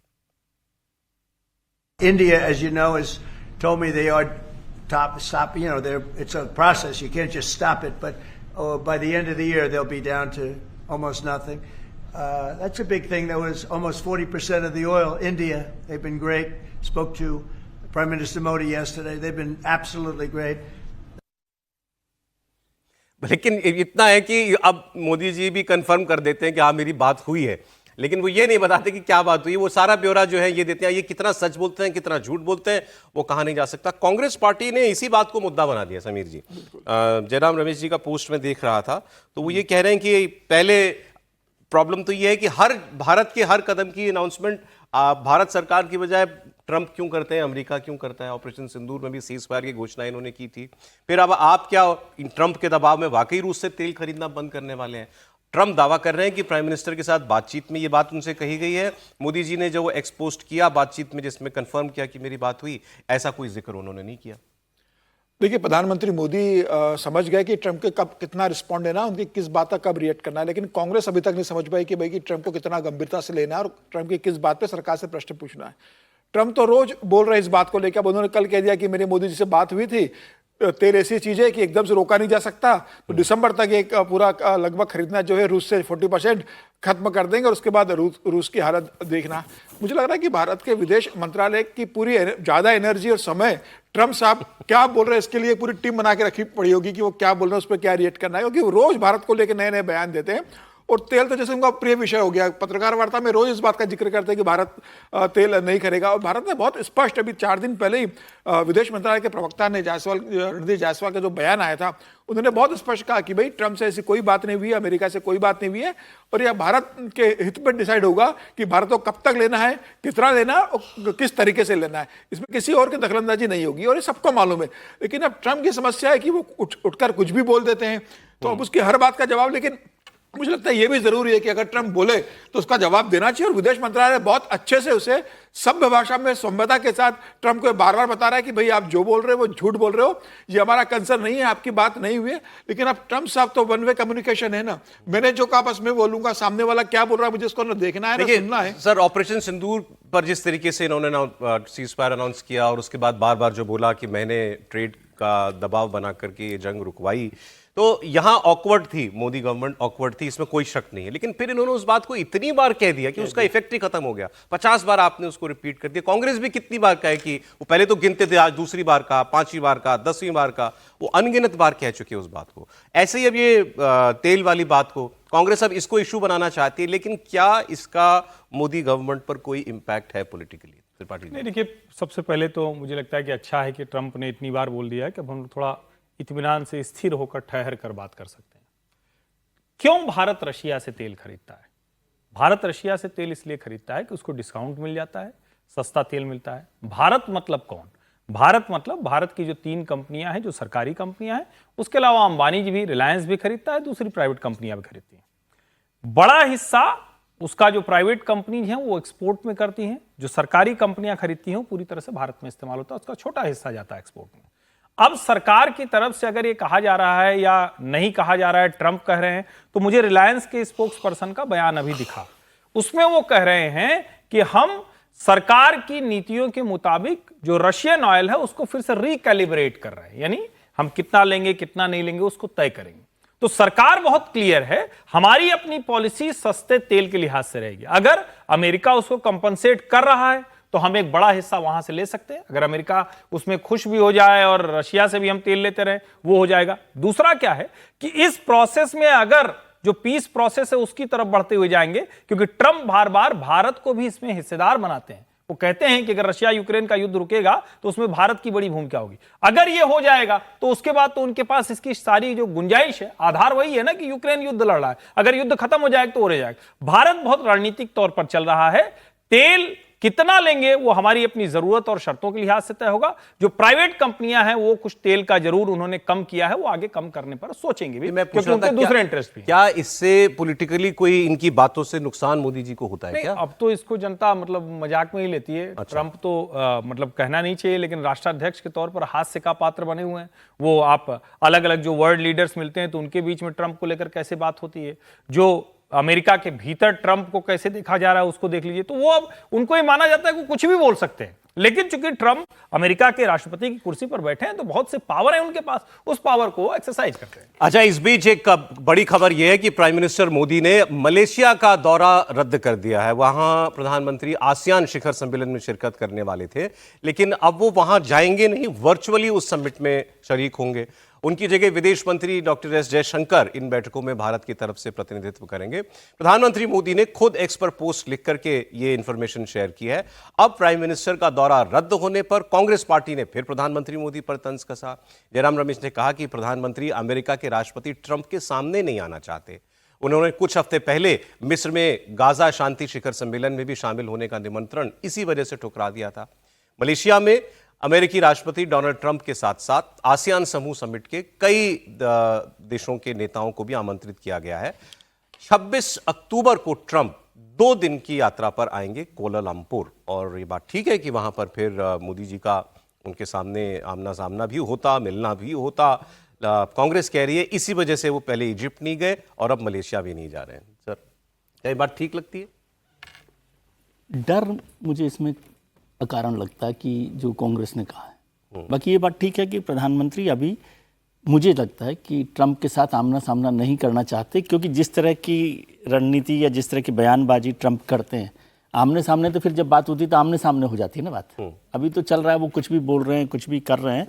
स्ट्रेटेजिकली और डिप्लोमेटिकली मुझे लगता है कि ठीक है, जब तक कि कोई बात इस स्तर पर नहीं आ जाए जिस बात का जवाब देना ही पड़े, तब तक के लिए वो अवॉइड करें। पिछले 2-3 मौके हो गए जब प्रधानमंत्री और ट्रंप आमने सामने हो सकते थे, प्रधानमंत्री जी नहीं रहे उनके सामने। लेकिन इसको मैं डर कारण नहीं मानता कि कोई डर है, लेकिन एक डिप्लोमेसी में ठीक है कि अमेरिकी राष्ट्रपति से जबरदस्ती का झगड़ा मोल करके या किसी बात पर जब तक कोई तय ना हो जाए, आप हमें कोई अनप्लेजेंट सिचुएशन अवॉइड करना चाहते हैं, ऐसा मुझे लगता है। और तेल को लेकर भी मैं बताऊं आपको कि तेल को लेकर मेरी वहां पर कुछ लोगों से बात हुई अपने सरकार में। सरकार उसको कम करने पर, कैलिब्रेशन पर लगी हुई है कि कैसे कम किया जा सके ताकि दोनों बातें चल जाए। यहाँ भी बात खराब नहीं हो और वहाँ पर भी कुछ बातों को इतना बिगाड़ा नहीं। डिप्लोमेसी में जरूरी थोड़ी कि आप सबसे बिगाड़ कर ही रखें या किसी की पूरी सारी बात माने तो दोनों के बीच का कोई रास्ता निकल सकता हो वो निकलेगा। और मुझे लगता है कि बहुत जल्दी कोई बातचीतों का रास्ता निकल जाएगा, तब प्रधानमंत्री और ट्रंप की मुलाकात हो सकती है। अभी ये अनचाहे नहीं है कि या समझें कि नहीं जा रहे, कोई कारण, दूसरा कारण है कि आज आप सौरभ सर के शो में आना प्रधानमंत्री और फिर दूसरी बात है कि कोई एक पॉजिटिव डेवलपमेंट हो तो 2 लोग मिले, आपकी ट्रेड डील हो जाए, या आपके ऊपर 25% का टैरिफ खत्म हो, कुछ तो एक बड़ा कारण होना चाहिए। ये ठीक बात है। सर, इस जो भी कुछ भारत की रणनीति दिखाई देती है इसमें, स्ट्रैटेजी, आप सहमत हैं उससे? देखिए, पहली बात तो कांग्रेस पार्टी को ये तय कर लेना चाहिए कि प्रधानमंत्री मोदी की इस पॉलिसी की वो निंदा करें या प्रशंसा करें। पहले तो उन्होंने कहा कि भाई अडानी और अंबानी के तेल के लिए भारत को इतना टैक्स बेयर करना पड़ रहा है, टैरिफ वॉर में जाना पड़ रहा है अमेरिका के साथ। यानी कि भारत सरकार की नीतियां अंबानी के पक्ष में है, अंबानी के लिए अमेरिका से झगड़ा मोल ले रहे हैं नरेंद्र मोदी। ये पहली उनकी लाइन थी। अब जब है कि भाई नरेंद्र मोदी इस दिशा में जा नहीं रहे हैं, अब ये पूरे देश और पूरी दुनिया को पता है कि भारत अपनी स्ट्रेटेजिक इंटरेस्ट को ध्यान में रख करके कितना तेल लेना चाहिए, कितना तेल नहीं लेना चाहिए, वो तेल को डाइवर्सिफाई भी कर रहा है। गल्फ कंट्रीज के साथ पहले तेल कम लेता था, अब थोड़ा सा ज्यादा लेना शुरू कर दिया है। तो स्वाभाविक है कि थोड़ा सा रसिया से 2-4% जो है, पहले 40% होता था, 36% हो गया, हो सकता है वो 32% पर हो। लेकिन रसिया से तेल लेना खत्म कर देगा भारत, मुझे इसकी दूर दूर तक संभावना नहीं दिखती है। और दूसरी बात, प्रधानमंत्री मोदी का वहां न जाना ये बेहतर है। जब तक कि ट्रेड डील निगोशिएट नहीं हो जाता है, तब तक प्रधानमंत्री का उनसे मिलना बिल्कुल ही ठीक नहीं है, क्योंकि ट्रंप क्या बोलेंगे मीटिंग के बाद, इस पर किसी को भरोसा नहीं है। मीटिंग में क्या बोले और उसके बाद क्लेम क्या करें, मीटिंग में क्या होगी ये कुछ बात है, और मीटिंग के बाद वो क्या बोलेंगे इसका कोई भरोसा ये सबसे बड़ा संकट है ट्रंप के साथ। और ये तो पूरी दुनिया के बाकी नेता आपको इसके भुक्तभोगी दिख रहे होंगे। कल एक और बहुत बड़ी घटना हुई है यूक्रेन के खिलाफ युद्ध में। रूस अब ऐसा लग रहा है कि सब कुछ झोंक देने की तैयारी में है। पोलैंड ने रूसी राष्ट्रपति व्लादिमीर पुतिन को धमकी दी है, उसके एयर स्पेस से पुतिन के प्लेन गुजरने पर उसे शूट डाउन करने की चेतावनी दी है, और पुतिन ने न्यूक्लियर प्रहार का बटन दबा दिया। रूस ने परमाणु अटैक की फुल रिहर्सल की कल, जमीन आसमान समंदर से परमाणु हमले की पूरी तैयारी का अभ्यास किया है। माना जा रहा है कि पुतिन यूक्रेन के खिलाफ शुरू हुई जंग में अब एक निर्णायक मोड़ पर इस युद्ध को ले जाना चाहते हैं और कल इस तरीके से किसी न्यूक्लियर हमले का अभ्यास करना, न्यूक्लियर शब्द जो है दुनिया में आज भी सबसे बड़ा डर है। ये 30 साल कई दशक जो कोल्ड वॉर चली अमेरिका और रूस के बीच, दोनों ने न जाने कितने बड़े बड़े न्यूक्लियर वॉरहेड्स और हथियार जमा करके रखे हुए थे। उस संकट को कोल्ड वॉर के बाद माना गया कि ये टल गया है, लेकिन अब फिर से उसी बहाने पर आकर हम खड़े हो गए हैं। और पुतिन क्यों ये न्यूक्लियर शब्द इस्तेमाल करके या ये एक्सरसाइज करके एक बार फिर दुनिया को एज पर ले जाना चाहते हैं सर? एज पर ले जाने की बात नहीं है, वो बार बार देखिए, ये इस लड़ाई को हम लोग अक्सर यूक्रेन और रूस की लड़ाई के तौर पर देखते हैं। मैं इसे पावर वॉर के तौर पे देखता हूँ। एक ज़माना था कि जब यूएसए और यूएसएसआर होता था, जब यूएसएसआर का विघटन हो गया 80s के दशक में, और उसके बाद से रूस को दोबारा अपनी एक ताकत बनाने के लिए, पावर सेंटर बनाने के लिए, जो दो सुप्रीम पावर के तौर पर होना चाहिए, पावर सेंटर होना चाहिए, उस लड़ाई को बहुत लंबे समय तक उसने एक्सरसाइज किया और आज वो फिर उस स्थिति में आ गया है कि वो अमेरिका के सामने ताकतवर तरीके से खड़ा हो। और ये जो लड़ाई है, पोलैंड ने जिस तरह से कहा है न्यूक्लियर वॉर, ये एक तरह से धमकी है अमेरिका को। इस वॉर को मैं हमेशा यूक्रेन की वॉर नहीं देखता, ये अमेरिका के साथ उनकी जो पावर क्राइसिस है या पावर वॉर है उसके तौर पे देखता हूँ। अलास्का में जो प्रधान पुतिन की और ट्रंप साहब की जो मुलाकात हुई, उसके बाद भी वो न तो झुके हैं न पीछे हटे, और वो ये साबित कर देंगे, क्योंकि यहाँ पर कौन कौन है, अमेरिका है, नाटो के पूरे देश हैं, यूरोपियन यूनियन उनके साथ है, तो वो दोनों के सामने भी अगर वो अपने को नहीं झुकते हैं तो एक बार पावर के तौर सर वो आप ठीक कह रहे हैं, लेकिन न्यूक्लियर हथियारों को लेकर दुनिया में माहौल हमेशा से ये रहा है कि इसको आप धमकी के लिए भी इस्तेमाल नहीं करें। इस्तेमाल करना तो बहुत दूर की बात है, डेटरेंट के तौर पर भी इस्तेमाल ना करें। सर वो डेटरेंट वो होता है ना जो आप मुझे बताना ना पड़े बार बार। बिल्कुल, तो डेटरेंट के तौर पर भी इस्तेमाल ना करें। हाँ, तो उसको आपको यूं उसका प्रदर्शन क्यों करना पड़ा पुतिन को, ये सवाल है। ये पाकिस्तान जैसा देश कर सकता है, रशिया जैसा देश जो है वो ये काम क्यों कर रहा है? त्रिपाठी नहीं, देखिए बड़ा स्पष्ट है जो विजय जी कह रहे हैं, मैं उसी को आगे बढ़ाता हूं। ट्रंप की वजह से ये हो रहा है। डोनाल्ड ट्रंप जब राष्ट्रपति बने तो उन्होंने कहा कि हम तो युद्ध समाप्त करा देंगे, कुछ दिन लगेगा, कुछ घंटे, कुछ दिन, कुछ महीने, ऐसे ही उन्होंने कहा था। लेकिन उसके बाद जिस तरह का वो व्यवहार कर रहे हैं वो किसी के लिए भी, और न तो पुतिन इस लड़ाई में आगे जाना चाहते हैं न ज़ेलेंस्की आगे जाना चाहते हैं, लेकिन दोनों में से कोई भी पीछे हटकर अपने देश में अपनी साख को नुकसान नहीं पहुंचाना चाहता। ट्रंप को लग रहा था कि वो दबाव बनाकर इस युद्ध को समाप्त करा देंगे। दबाव पुतिन के ऊपर नहीं चलने वाला, ये उन्होंने साबित कर दिया। एक जिसको कहते हैं ना कि अभी दुनिया का जो बार बार कहा जाता था कि अमेरिका सर्वशक्तिमान है, तो निश्चित तौर पर है, लेकिन अब उसके सामने ऐसे देश खड़े हैं जिनको दबा नहीं सकता है। और जब ये दबा नहीं सकता है तो फिर भी आप अगर कहेंगे कि हम टॉमहॉक मिसाइल दे देंगे, ये कर देंगे, वो कर देंगे, लड़ाई लड़ लेंगे, मीटिंग कैंसिल कर देंगे, तो फिर पुतिन के पास भी दूसरे कौन से रास्ते हैं? वो रास्ते हैं जिसमें धमकी मान लीजिए, जिसमें अपनी तैयारी यानी शक्ति प्रदर्शन दिखाना कह लीजिए, और ये बताना कि अगर उस दिशा में गया तो बहुत विनाशक होगा, तबाही बहुत बड़ी होगी। ईश्वर न करे उस तरफ जाए, लेकिन इसके लिए अभी मैं मानता हूं कि जो ट्रंप कर रहे हैं उनका तरीका पीस मेकर का नहीं है, ऐसे कोई मेडिएशन नहीं। ये ऐसी कोशिश तो की ट्रंप ने, लेकिन जब उनको लगा कि पुतिन के ऊपर ये नहीं चलेगा, ये डिप्लोमेसी का मामला शायद नहीं है, तो अब ट्रंप ने रूस के खिलाफ सारे दांव खेल दिए।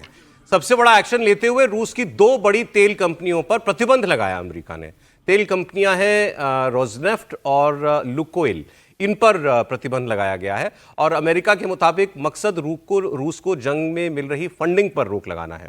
रोजनेफ्ट एक सरकारी कंपनी है रूस की जो तेल की खोज और रिफाइनिंग की फील्ड से कनेक्टेड है और दुनिया की सबसे बड़ी कंपनियों में से एक है, जबकि लुकोइल एक निजी इंटरनेशनल कंपनी है जो रूस और कई दूसरी कंट्रीज में तेल और गैस की खोज, रिफाइनिंग और मार्केटिंग का काम करती है। इसका इंडिया पर भी एक इम्पैक्ट है। ये जो रोजनेफ्ट कंपनी है ये भारत में भी एक कंपनी के साथ जो है इसने एक जॉइंट वेंचर शायद न्यारा नाम का या ऐसा कुछ बनाया हुआ है, तो यहाँ पर भी इसका इम्पैक्ट जो है वो महसूस हो सकता है। अब ये कदम इतने दिनों के बाद, इतने महीनों के प्रयास, 2 बार कितने घंटे फोन पर बातचीत के बाद उठाया इन्होंने। देखिए, ट्रंप को विश्वास था अपनी मित्रता पर।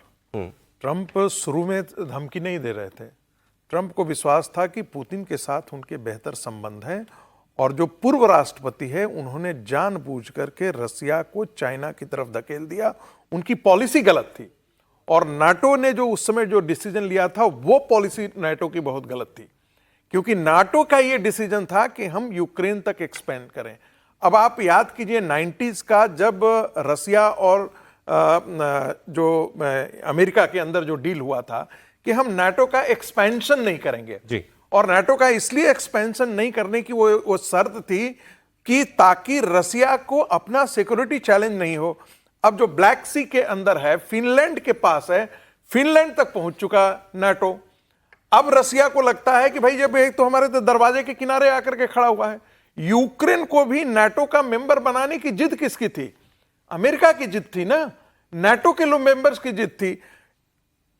ट्रंप को लगता था कि पुतिन के साथ जो हमारे रिश्ते हैं उसमें हम ये चीजें, हम इस चीज को निकाल जाएंगे, लेकिन वो संभव नहीं हो सका। और यही कारण है कि आज ये स्थिति है, क्योंकि रसिया ने इतना कब्जा कर लिया है कि उसे पीछे हटना उसके लिए गवारा नहीं है और यूक्रेन को उसके लिए गवारा। एक बड़ी खबर भारत के लाखों लोग जो सऊदी अरब में काम करते हैं उनके लिए आई है। दिवाली पर सऊदी अरब ने अपने देश में काम करने वाले प्रवासी मजदूरों के लिए एक बहुत बड़ा ऐलान किया, एक बड़ा गिफ्ट है उनके लिए। ये 70 साल पुराना एक सिस्टम, कफाला नाम का एक तंत्र जो था, उसे खत्म कर दिया है सऊदी अरब ने। इस ऐतिहासिक निर्णय ने पूरे अरब जगत में हलचल मचा दी है। इससे 1,30,00,000 प्रवासी मजदूरों को राहत मिली है। 13 मिलियन यानी सऊदी अरब की लगभग 42% आबादी वो विदेशी है, दूसरे देशों से आकर वहां काम करने वाले लोग हैं, जिन्होंने वहां के शहरों को खड़ा किया है, तेल की पाइपलाइन बिछाई है, उनके महलों को सजाया है। होता क्या था इनके साथ? इनको एक किस्म की बंधुआ मजदूरी करनी पड़ती थी। जो कफाला सिस्टम है, इसका मतलब क्या कि आपका एक प्रायोजक होगा जो आपको बुलाएगा काम के लिए, और वो ये तय करेगा आप कहां रहेंगे, आप नौकरी छोड़ सकते हैं कि नहीं छोड़ सकते हैं, आपका पासपोर्ट उसके पास रहेगा, वो आपकी तनख्वाह रोक सकता था। कई बार ऐसा होता था, कई मजदूरों को महीनों महीनों तक बंदी जैसी हालत में रखा जाता था। वो एक शहर से दूसरे शहर नहीं जा सकते जब तक ये उनका प्रायोजक व्यक्ति जो है वो उसकी परमिशन उनको ना मिल जाए। खासकर जो लोग सऊदी अरब में घरेलू कामगार के तौर पर काम कर रहे थे, महिलाएं, किचन का काम करना, साफ सफाई का काम करना, ये तो बिल्कुल बंदी कैदी के तरीके से वहां पर उनके साथ व्यवहार होने लगता था। कई बार बहुत उत्पीड़न इनका होता था। जून 2025 में सऊदी अरब ने आधिकारिक तौर पर इस सिस्टम को खत्म करने का ऐलान किया था और ऑफिशियली इसको खत्म करने का प्रोसेस अब पूरा हुआ है। हालांकि और बहुत से गल्फ कंट्रीज हैं जहां पर ये इसी तरीके का एक सिस्टम ऑलरेडी मौजूद है, लेकिन ये खत्म होने से भारत के जो लाखों लोग वहां हैं उनको तो राहत जरूर मिली है। समीर जी, निश्चित रूप से मुझे लगता है ये बहुत अच्छा फैसला है जो भारत के मजदूर वहाँ जाते रहो, जिन्हें जिस तरीके से बंधक बना लिया जाता था, जिन्हें गुलामों की तरह इस्तेमाल किया जाता कि भाई आपका पासपोर्ट जब्त हो जाता था आपके नियोक्ता के पास, और फिर आपके पास कुछ बचता नहीं था, उनके हिसाब से आपको काम करना पड़ता था और तमाम तरह की प्रताड़ना उनको दी जाती थी। मुझे लगता है एक बहुत अच्छा ये लिया है और इसमें से भारत, बांग्लादेश, नेपाल, फिलीपींस के जो मजदूर वहाँ गए उन सबको इसमें बड़ी राहत मिलेगी। और खासतौर से भारत का एक बड़ा वर्ग वहाँ पर तेल के लिए काम करने जो गया था उनको एक राहत का काम होगा। लेकिन अभी भी कई से कंट्रीज और जब सऊदी अरब ने ये किया है तो मुझे लगता है कि अब जो कुवैत है, लेबनान और बाकी जो यूएई जहां पर अभी ये सिस्टम लागू है, अब उनके ऊपर भी इस बात का दबाव बढ़ेगा कि भाई सऊदी अरब ने ये सिस्टम खत्म कर दिया है तो मानवीय दृष्टिकोण में अब इनको भी ये खत्म करना चाहिए। मुझे लगता है ये बहुत अच्छा फैसला है। सऊदी अरब कई कदम उठा रहा है ऐसे प्रिंस मोहम्मद सलमान, और मुझे लगता है कि मोदी सरकार को मुझे लगता है मोदी सरकार को इसके लिए बहुत बधाई देनी चाहिए कि मोदी सरकार के कारण ये संभव हो पाया कि जो भारत के मजदूर है वहां पर अब एक गरिमापूर्ण और एक सम्मान की जिंदगी जी पाएंगे कि जिनको पासपोर्ट जब्त कर लिया जाता था, जिस तरह से घरेलू डोमेस्टिक उन पर हिंसा होती थी, उससे छुटकारा मिलेगा। केंद्र सरकार का मुझे लगता है ये एक बहुत बड़ा अचीवमेंट है कि सऊदी अरब ने यह हटा लिया है। एक अपडेट आपको पाकिस्तान का दे दें। पाकिस्तान के पूर्व प्रधानमंत्री और तहरीक इंसाफ पार्टी के मुखिया इमरान खान ने एक बार फिर जेल से सेना और अपनी सेना के प्रमुख आसिम मुनीर के ऊपर हमला बोला। जेल में बंद इमरान खान ने आसिम मुनीर पर लोकतंत्र को कमजोर करने का आरोप लगाया और कहा कि उन्होंने पाकिस्तान में बल के कानून के जरिए संवैधानिक व्यवस्था को कुचल दिया है।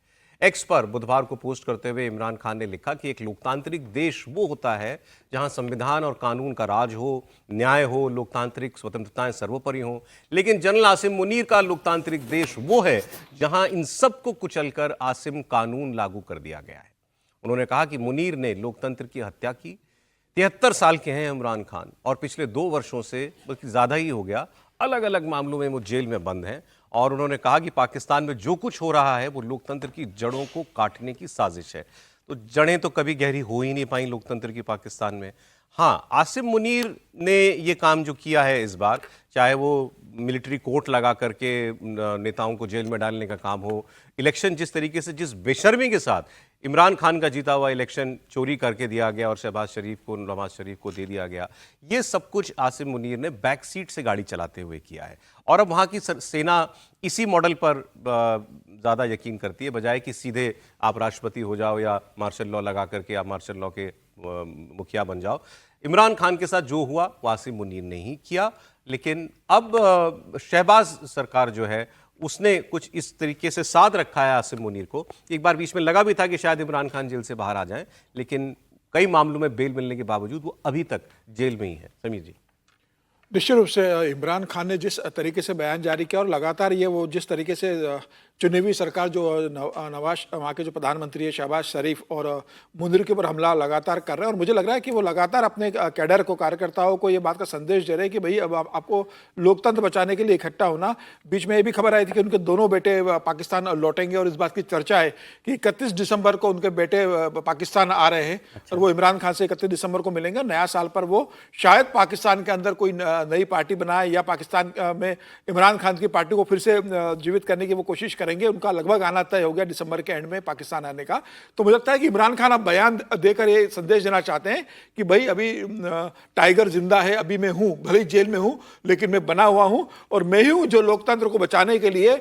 मुनीर ने जिस तरीके से लोकतंत्र को खत्म किया है, मुनीर ने और शहबाज शरीफ ने जिस तरीके से ट्रंप के सामने घुटने टेक दिए, पाकिस्तान को अमेरिका के सामने पूरी तरीके से नतमस्तक और गिरवी रख दिया है, लोकतंत्र लाने के लिए मैं भी जिंदा हूं। और अपने कार्यकर्ताओं को मुझे लगता है संदेश दे रहे हैं। उनके बेटों का अगर वापस आने की जो चर्चा चल रही है कि 31 दिसंबर को वो इस्लामाबाद पहुंच रहे हैं और 1 जनवरी को इमरान खान से वो मिलेंगे और उसके बाद वो वहां की राजनीति के बारे में चर्चा पहले करेंगे। भी कोशिश की थी, जुलाई में शायद आना था इनको, उस समय उनके जन्मदिन पे, उस समय नहीं आ पाए थे। लेकिन अगर फिर वापस आने का चल रहा है और इमरान खान जिस तरीके से बयान दे रहे हैं, और पाकिस्तान के अंदर भी एक बड़ा वर्ग है जो जिस तरीके से ट्रंप ने जो प्रस्ताव रखा था उसको स्वीकार कर लिया था फिलिस्तीन को लेकर, उस पर नाराजगी लोगों से एक अभी बड़ा एक विद्रोह पाकिस्तान के अंदर हुआ था। हालांकि सेना ने उसे अभी कुचल दिया है, लेकिन एक बड़ा जो अंदर में विद्रोह उत्पन्न हो रहा है, मुझे लग रहा है इमरान खान उसे हवा देने की कोशिश कर रहे हैं।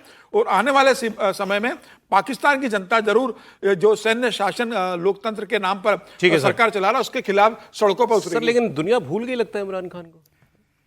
इमरान खान को दुनिया नहीं भूली, लेकिन पाकिस्तान, मैं तो इस पर भी हैरान हूँ कि पाकिस्तान को लेकर जो एक्स पर इमरान खान साहब ने लिखा है, लोकतंत्र के शब्द, इतने भारी शब्द आपने लिए, मैंने कहा ये लाए कहाँ से वो। पाकिस्तान में ये शब्द तो कभी भी लोकतांत्रिक मूल्यों के लिए नहीं रहे। आसिम मुनीर के वक्त तो छोड़ दीजिए, लेकिन वो नहीं रहे हैं। और दुनिया वैसे ही चलती कि जो पावरफुल लोग, अभी तो ट्रंप साहब तो लंच करवा रहे हैं, तो वो इमरान खान के साथ तो नहीं खड़े होंगे। अभी आपने जिक्र किया वो पहले भी बेटे आने वाले थे, उस समय भी ये धमकी साफ साफ दे दी गई थी कि कोई पॉलिटिकल एक्टिविटी में पाकिस्तान में वो शामिल नहीं होंगे, क्योंकि वो उनकी ब्रिटिश सिटीजन जो है पाकिस्तानी नहीं है, ब्रिटिश सिटीजनशिप है। तो इसलिए बहुत मुश्किल लग रहा है। और आसिम मुनीर के लिए केवल जो अभी बात हुई वो सबसे महत्वपूर्ण ये हुआ कि इमरान खान साहब को लगा कि जो फ़िलिस्तीन पर जिस तरह का स्टैंड लिया अभी पाकिस्तान गवर्नमेंट ने, तो उससे शायद उनको कुछ एक मदद मिल सकती हो या उनके लिए लोग खड़े हो सकते हो। लेकिन इतना आसान काम वहाँ नहीं है। अभी आसिम मुनीर ने पूरी तरह से कंट्रोल कर रहा है। जिस तरीके से वो तहरीक लब्बैक के प्रदर्शन को रोका ब्रूटली, हाँ। इतने लोग उसके अंदर मारे गए, इतने लोग मारे गए कि असल आंकड़ा ही बाहर नहीं आ पाया कितनी मौतें हुई हैं। पाकिस्तान के एक पूर्व प्रधानमंत्री हैं, उन्होंने टीवी पर जाकर के ये बोला कि इन्होंने तो लाशें तक नहीं दी, लौटाई जो लोग मर गए उस प्रदर्शन में। और इमरान खान को उस वक्त एक अपॉर्चुनिटी उसमें शायद दिखाई दे रही थी, लेकिन इमरान खान की जेल से बाहर आने की कोई दूर दूर तक संभावना दिखाई देती है आपको? देखिए, लोकतांत्रिक मूल्य जैसी बातें कहना पाकिस्तान के लिए तो वाकई बड़ा लगता है कई बार, क्योंकि हमारे साथ ही डेमोक्रेसी की शुरुआत वहाँ उनके यहाँ हुई और 33 साल तो वहाँ के जनरलों ने राज किया और प्रत्यक्ष रूप से राज किया। अयाया खां से लेकर के जियाउल हक की सरकार से लेकर के परवेज मुशर्रफ की पूरी, वो 33-34 साल तक तो इन्होंने डायरेक्ट शासन किया। इमरान खान पहली बार प्रधानमंत्री के रूप में ये तय कर रहे थे कि भाई जो सिविल एडमिनिस्ट्रेशन है उसके अंदर मिलिट्री एडमिनिस्ट्रेशन काम करेगी, और वे उसी चीज को वो अटैक कर रहे थे। आईएसआई को अटैक कर रहे थे, और आईएसआई और कई बार आईएसआई को अपने साथ लेते थे, कई बार सेना प्रमुख को साथ लेते थे। लेकिन बार बार उनका कहना था कि पाकिस्तान के जनरल्स जो हैं उनके अमेरिका में स्टैश्ड मनी है, उनके बाल बच्चे सब अमेरिका में काम के, उनके मनी या इन्वेस्टमेंट वगैरह है, तो एक ढंग से वो नकेल के हैं, उसका परिणाम वे भुगते हैं कि वो अंदर है। स्वाभाविक है, 2-3 बातें हुई हैं कि पाकिस्तान के उनके जेल जाने के पश्चात पाकिस्तान के अंदर सत्ता संतुलन में सत्ता तो है, लेकिन संतुलन खत्म हो गया है। कोई भी प्रांत, पंजाब एक ऐसा सूबा था पाकिस्तान के अंदर जो रिलेटिवली शांत रहता था, वो पंजाब सूबा भी आज के दिन में अशांत हो गया है। खैबर पख्तूनवा वाला इलाका जो है, वो जो पश्तूनों का इलाका जो है, उसके साथ इमरान खान के बहुत अच्छे रिश्ते होते थे। जो रिश्ते बिगड़ गए हैं वो भी ये इस एडमिनिस्ट्रेशन के दरमियान बिगड़े हुए हैं जी। इनके कारण बिगड़े हुए हैं, नहीं तो पहले इनके अच्छे संबंध थे। मुझे लगता है कि इमरान खान को और उनकी पार्टी को लग रहा है एक चांस है, ये हमें नहीं भूलना चाहिए। लाल मस्जिद की कहानी हमको नहीं भूलनी चाहिए। एक बहुत बड़ा आंदोलन वहां खड़ा हुआ था, और वो सत्ता बदलने सरदार नवाज शरीफ के साथ खड़ा हो गया था। ऐसी स्थिति में यदि पाकिस्तान की एक बहुत बड़ी आबादी जो है इस्लाम के नाम पर ही यदि सड़कों पर है, तो आने वाले दिनों में पाकिस्तान में यदि चुनाव होते हैं तो मुझे लगता है इमरान खान की संभावनाएं बेहतर होंगी आज से। अगली बड़ी खबर दुनिया की है, शी जिनपिंग से जुड़ी हुई। शी जिनपिंग बीजिंग में दरअसल अपनी पार्टी की एक बड़ी बैठक इन दिनों कर रहे हैं, लेकिन उनके लिए चुनौती आ रही है वॉशिंगटन से। आप जानते हैं कि इन दिनों धमकी देने का एक इंटरनेशनल ट्रेंड सा चल पड़ा है। इंटरनेशनल ठेका किसके पास है ये भी आप जानते हैं, हम बात कर रहे हैं ट्रंप की। अब इन्होंने जिनपिंग को धमकी भरे अंदाज में अपना दोस्त बताया, फिर कहा कि चीन ने अगर ट्रेड डील नहीं की हमारे साथ तो बहुत दिक्कत होगी उसको। ट्रंप बोले कि चीन से हम अभी 55% टैरिफ वसूलते हैं, और अगर वो नहीं मानते तो 1 नवंबर से टैरिफ 155% कर दिया जाएगा। इतना ही नहीं, लगे हाथ ट्रंप ने शी जिनपिंग को यह भी बता दिया कि अमेरिका की आर्मी दुनिया की बेस्ट आर्मी है और कोई इसके आसपास नहीं फटक सकता।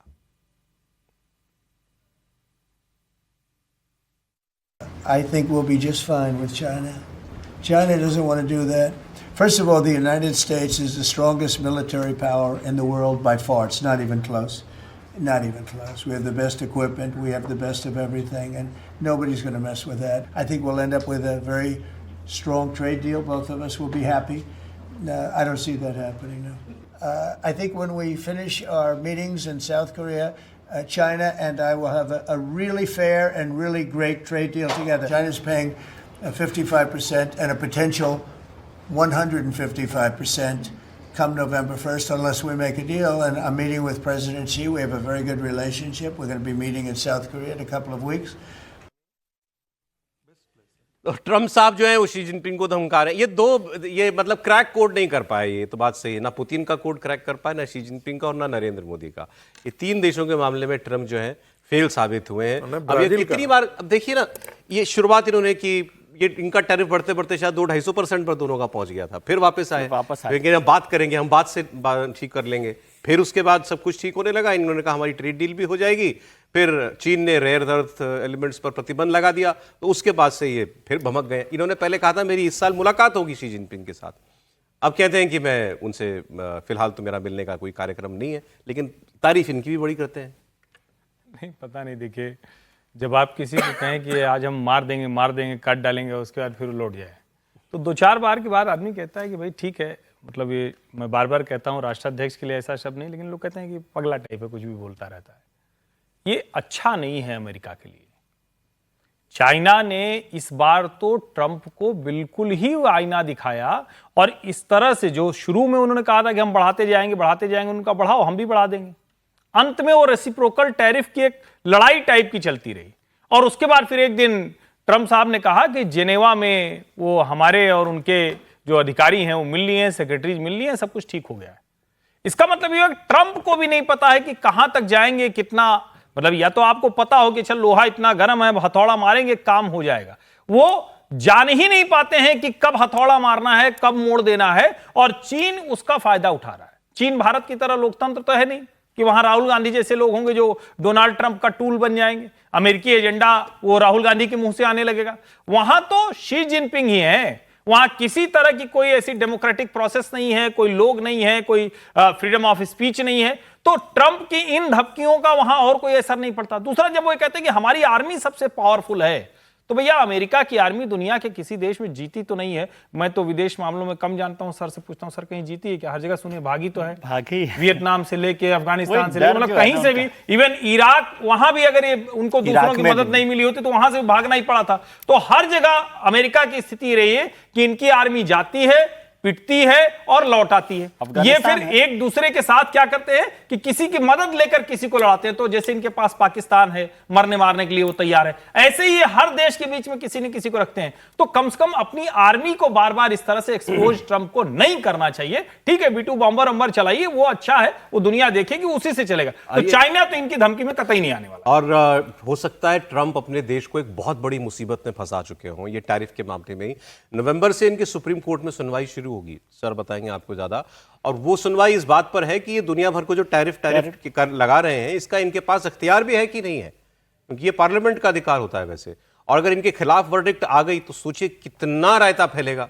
इतने देशों के साथ जो इन्होंने टैरिफ के रेट्स तय किए हुए हैं, सब उलट पुलट हो जाएंगे, सब वापस हो जाएंगे, और इनको बहुतों के तो अरबों रुपए लौटाने पड़ेंगे। ये लंबी लड़ाई चल रही है। हमने पहले भी इस बात का जिक्र किया कि कोर्ट में जो लड़ाई ट्रंप साहब की चल रही है वो इससे भी ज़्यादा मुश्किल वाली है, जो डिप्लोमेसी में लड़ाई लड़ रहे हैं। और वो मुझे लगता है कि वहाँ पर जिस तरह से कोर्ट्स काम करते, भले ही वहाँ पर दोनों के अलग अलग जजेस भी उस तरह से बिहेव करते हैं, लेकिन ये वाले मामले में वो फंसे हुए हैं और मुश्किल में पड़ सकते हैं। क्योंकि पूरे टैरिफ को लेकर अमेरिका में एक तो लोगों में भी नाराज़गी है, कोर्ट में भी उस तरह से उनके कोई सपोर्ट में मुझे वहाँ नहीं दिखाई दे रहा। और आपने जैसे जिनपिंग साहब का जिक्र किया, तो वो तो तीनों लोग ही उनकी बात नहीं सुन रहे। कोई तो सुने उनकी बात। पुतिन साहब भी नहीं सुन रहे, प्रधानमंत्री जी, हमारे प्रधानमंत्री भी नहीं सुन रहे, और जिनपिंग भी नहीं सुन रहे। और SCO की बैठक से उनके जो वो पिक्चर आपने लगाई थी, उससे वो वैसे ही तकलीफ में है। तो अभी बहुत तरह की मुश्किल है। और टैरिफ में मैं बता रहा हूँ आपको कि डोमेस्टिक लेवल पर उनको ज़्यादा परेशानी उठानी पड़ेगी। यहाँ तो रोज़ रोज़ धमकाते थे, और वो फिल्म का डायलॉग है ना कि किसी को इतना भी मत डराओ कि डर से डर खत्म हो जाए। तो वो अब हालत हो रही है सबकी कि आपके डर से किसी का डर नहीं लग रहा है। सही बात। लेकिन उनको डर लगना चाहिए अपने डोमेस्टिक सिस्टम पर। जो लीगल सिस्टम है वो उनको मुश्किल में डाल सकता है। ये बहुत मतलब खतरनाक मोड़ पर है, ऐसा नहीं है। एक अच्छी खबर आपको मैं बताता हूं, और भारतीय सेना का एक लंबा इंतजार खत्म होगा। 1 साल के अंदर क्लोज क्वार्टर बैटल कार्बाइन्स मिलना शुरू होंगी। यह संख्या लाखों में है। ये हल्का हथियार काउंटर टेरर ऑपरेशंस और आतंकवादियों के साथ नजदीकी मुठभेड़ के लिए बहुत उपयोगी माना जा रहा है। 2 भारतीय कंपनियों के साथ इसके उत्पादन के लिए करार हो गया है, और 1 साल के अंदर इसकी डिलीवरी भी शुरू हो जाएगी। इसके लिए 2770 करोड़ रुपए के करार पर हस्ताक्षर हुए हैं। भारतीय सेना इस तरह की कार्बाइन का इंतजार 1.5 दशक से कर रही है। 4.25 लाख CQB कार्बाइन बनाने का करार 2 भारतीय कंपनियों को मिला है, कल्याणी स्ट्रेटेजिक सिस्टम्स और अडानी ग्रुप की डिफेंस कंपनी PLR सिस्टम को। 2770 करोड़ रुपए की इस डील में कल्याणी का शेयर 60% का होगा, और बाकी का प्रोडक्शन ग्वालियर के पास अडानी ग्रुप की कंपनी करेगी। सेना के पास जो पुरानी पीढ़ी की कार्बाइन थी वो कब की रिटायर हो चुकी है, और इस कमी को पूरा करने के लिए 15 साल से आयात की कोशिशें भी नाकामयाब रहीं।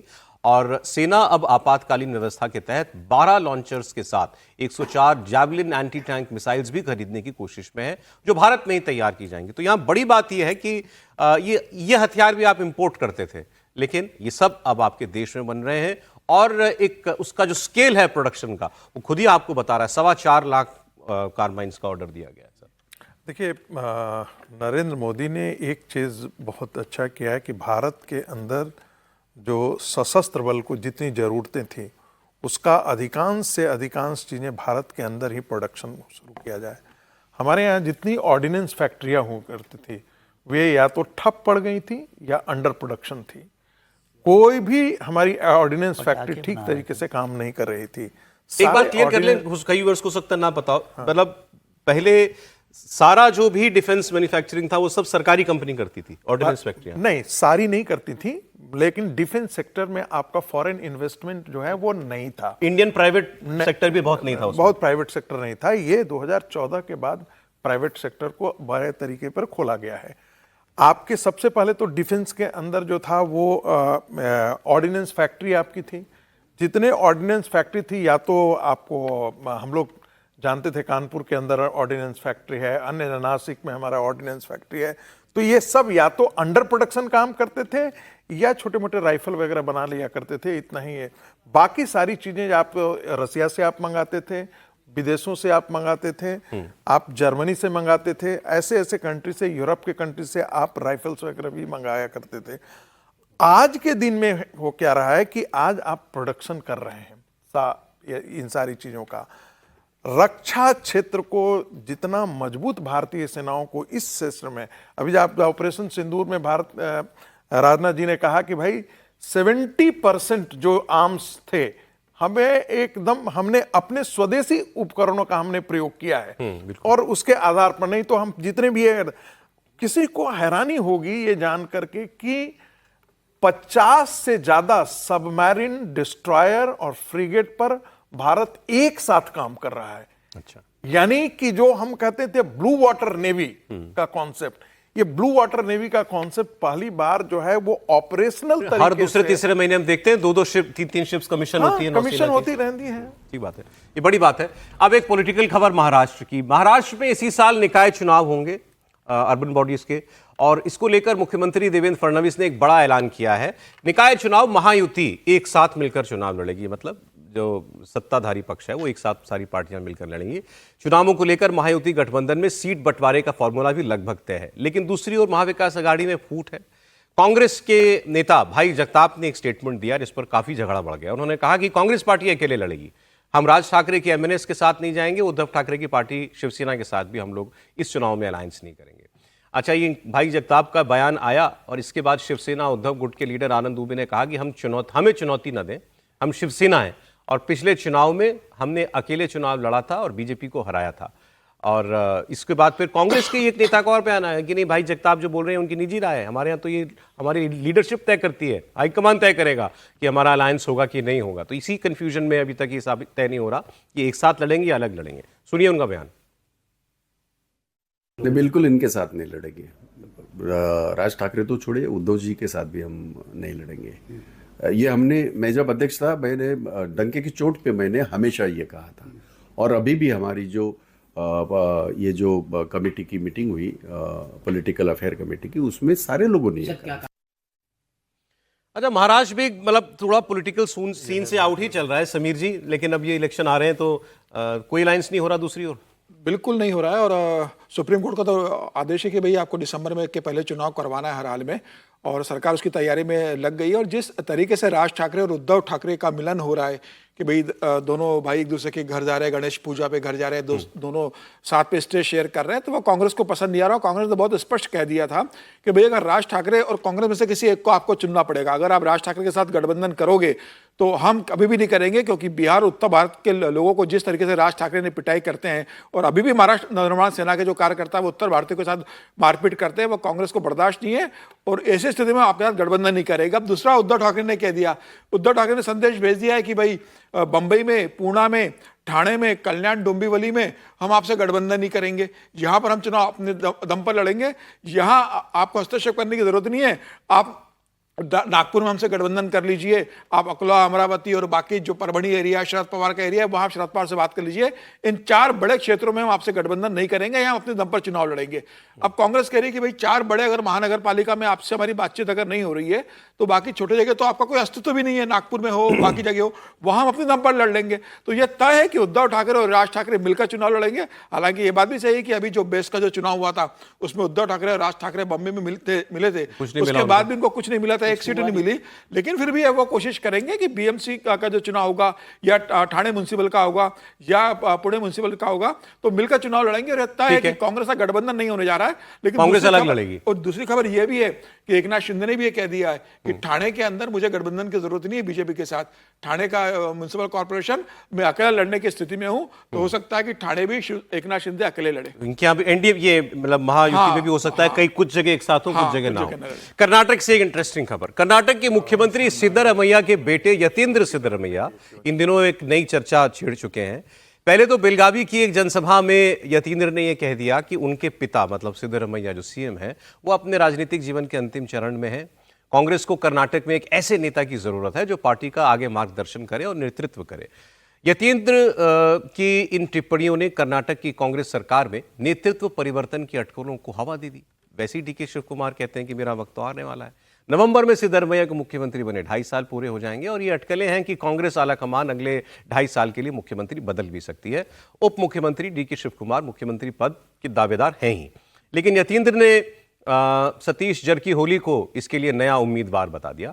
बाद में हालांकि अपने बयान से पलट भी गए और कहा कि मैंने मुख्यमंत्री बदलने की बात नहीं कही थी, मैंने सिर्फ इतना कहा था कि मेरे पिताजी कह चुके हैं कि मैं 2028 के बाद चुनाव नहीं लड़ूंगा, तो फिर हमें एक नेता की तो जरूरत है ना। तो मैंने ये कहा था कि बड़े सीनियर लीडर हैं मेरे फादर, तो वो ग्रूम करें आने वाली लीडरशिप को। कहीं ऐसा ना हो कि बेटे के बयान की वजह से 2 महीने में कुर्सी चली जाए पिताजी की।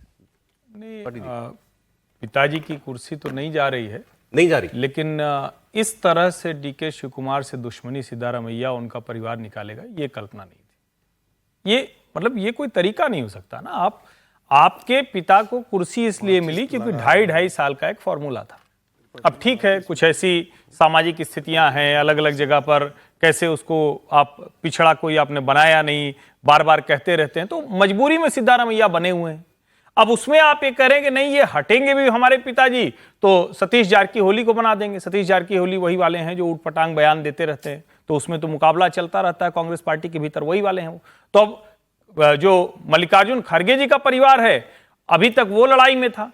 खड़गे जी आउट हुए थे तो उनको ये लगता था कि डीके और सिद्धारमैया की लड़ाई में हमारे बेटे का चांस बन जाएगा। प्रियांक खड़गे इसीलिए आजकल संघ को बैन करो, संघ को बैन करो, तो उनको लगता है कि ये वाला राग है ना, वो मंत्री, तो उनको लगता है ये वाला राग और राहुल जी के कानों को बहुत अच्छा लगता है, संघ को बैन करो, प्रतिबंधित करो, तो वो सब कुछ कर रहा है। अब सोचिए, एक किसी विभाग में किसी क्लर्क या चपरासी को उन्होंने निकाल दिया, वो संघ के किसी कार्यक्रम में चला गया, मतलब हद करते चले जा रहे हैं। कर्नाटक में कांग्रेस जिस तरह की लड़ाई में फंसा हुआ है, यकीन मानिए वो एक बार सरकार में तो आ गए हैं, लेकिन जिसको दक्षिण में भाजपा का दुर्ग कहा जाता है, लगता है कांग्रेस का दुर्ग अंदर से कमजोर हो रहा है और भाजपा, लेकिन फिर भी आप कह रहे हैं कि सिद्धरमैया नहीं जा रहे। नहीं, वो हटाएंगे, इसलिए मजबूरी का मसला है सर। नहीं, वहाँ पर बहुत ज़्यादा चल रहा है झगड़ा। और प्रियंका, ये बिल्कुल ठीक बात है कि जो ये आरएसएस वाला जो डिस्प्यूट हुआ वो इसीलिए हुआ, ये सत्ता परिवर्तन की जो लड़ाई हो रही है उसका एक बड़ा हिस्सा है कि आरएसएस को कैसे गाली देकर हीरो बने। हाँ, हीरो बने। सिद्धारमैया साहब केवल कास्ट कॉम्बिनेशन की वजह से वहाँ पर रुके हुए हैं। अभी जो परमेश्वर है, वो भी अपनी तरफ से एक और नए ग्रुप के तौर पर काम कर रहे हैं, और खड़गे साहब किसी को भी मदद करने के लिए तैयार हैं। अभी सिद्धारमैया को अभी पहले था कि वो उनके साथ चलते रहेंगे क्योंकि शिव कुमार जी के साथ नहीं जाना चाहते। डीके शिव कुमार लगे हुए हैं कि किस तरह से काम हो, और वहाँ पर नहीं, इतना क्लियर कर लें, डीके शिव कुमार को कांग्रेस पार्टी नहीं बनाना चाहती, वो संभव नहीं लग रहा उनको, वहाँ के कास्ट कॉम्बिनेशन में उतना मुश्किल लग रहा है। लेकिन ये परिवर्तन कितना होगा, इसको यूँ समझिए कि भारतीय जनता पार्टी वहाँ पर एक्टिव है। वो भी बड़े नेता है, वो कलिंगा के बड़े नेता डीके शिव कुमार। हाँ, ठीक है, लेकिन भारतीय जनता पार्टी बड़ी एक्टिव हो गई है इस समय। इस कांग्रेस कॉम्बिनेशन को किस तरह से डिसमेंटल किया जा सकता है या क्या इसमें से निकाला जा सकता है? सरकार को तो कोई चैलेंज नहीं है, सरकार को चैलेंज नहीं है, लेकिन बदलना शिव कुमार भी नहीं जाएंगे सर, कांग्रेस छोड़कर नहीं जाएंगे, लेकिन वो हर घर को सर समय कम है। आपको भी लगता है कि सिद्धरमैया नहीं जाने वाली थी? देखिए, सिद्धारमैया मुझे लगता है कि कांग्रेस जरूर परिवर्तन करना चाहेगी। यदि परिवर्तन नहीं करती है तो जो विजय जी कह रहे हैं वो फैक्टर बहुत जोर से एक्टिव होगा कर्नाटक की राजनीति में। बीजेपी कह रहे हैं, तो अब बीजेपी कहे या न कहें, लेकिन मेरा ये कहना है कि डीके शिव कुमार वैसी स्थिति में एसर्ट करेंगे, वो छोड़ने वाले नहीं, क्योंकि समझौता यही हुआ था कि 2.5 साल के बाद में, अच्छा 2.5 साल बाद जब हो जाता है तो कोई भी सत्ता तो छोड़ना नहीं चाहता है। सर समय चला गया। एक इससे जुड़ी इंटरेस्टिंग खबर मुझे याद आ गई। हमारी एसोसिएट एडिटर विजय लक्ष्मी ने खबर दी थी कि कर्नाटक में कामराज प्लान लाना चाहती है कांग्रेस पार्टी। कामराज प्लान मतलब सारे घर के बदल डालो, सरकार के सब लोगों को लगा दो संगठन में। कामराज प्लान को गुजरात प्लान कहिए, गुजरात प्लान भी नए तरीके से कहा। बिल्कुल ठीक, बिल्कुल एक लाइन में कह दें, अपनी ताकत पे पहलवानी की जाती है, दूसरे पहलवान को देख के दांव नहीं लगाया जाता, नहीं अपनी हड्डी टूट जाती है। बहुत शुक्रिया त्रिपाठी जी आपका, बहुत शुक्रिया विजय जी, प्रोफेसर साहब और समीर जी, बहुत धन्यवाद।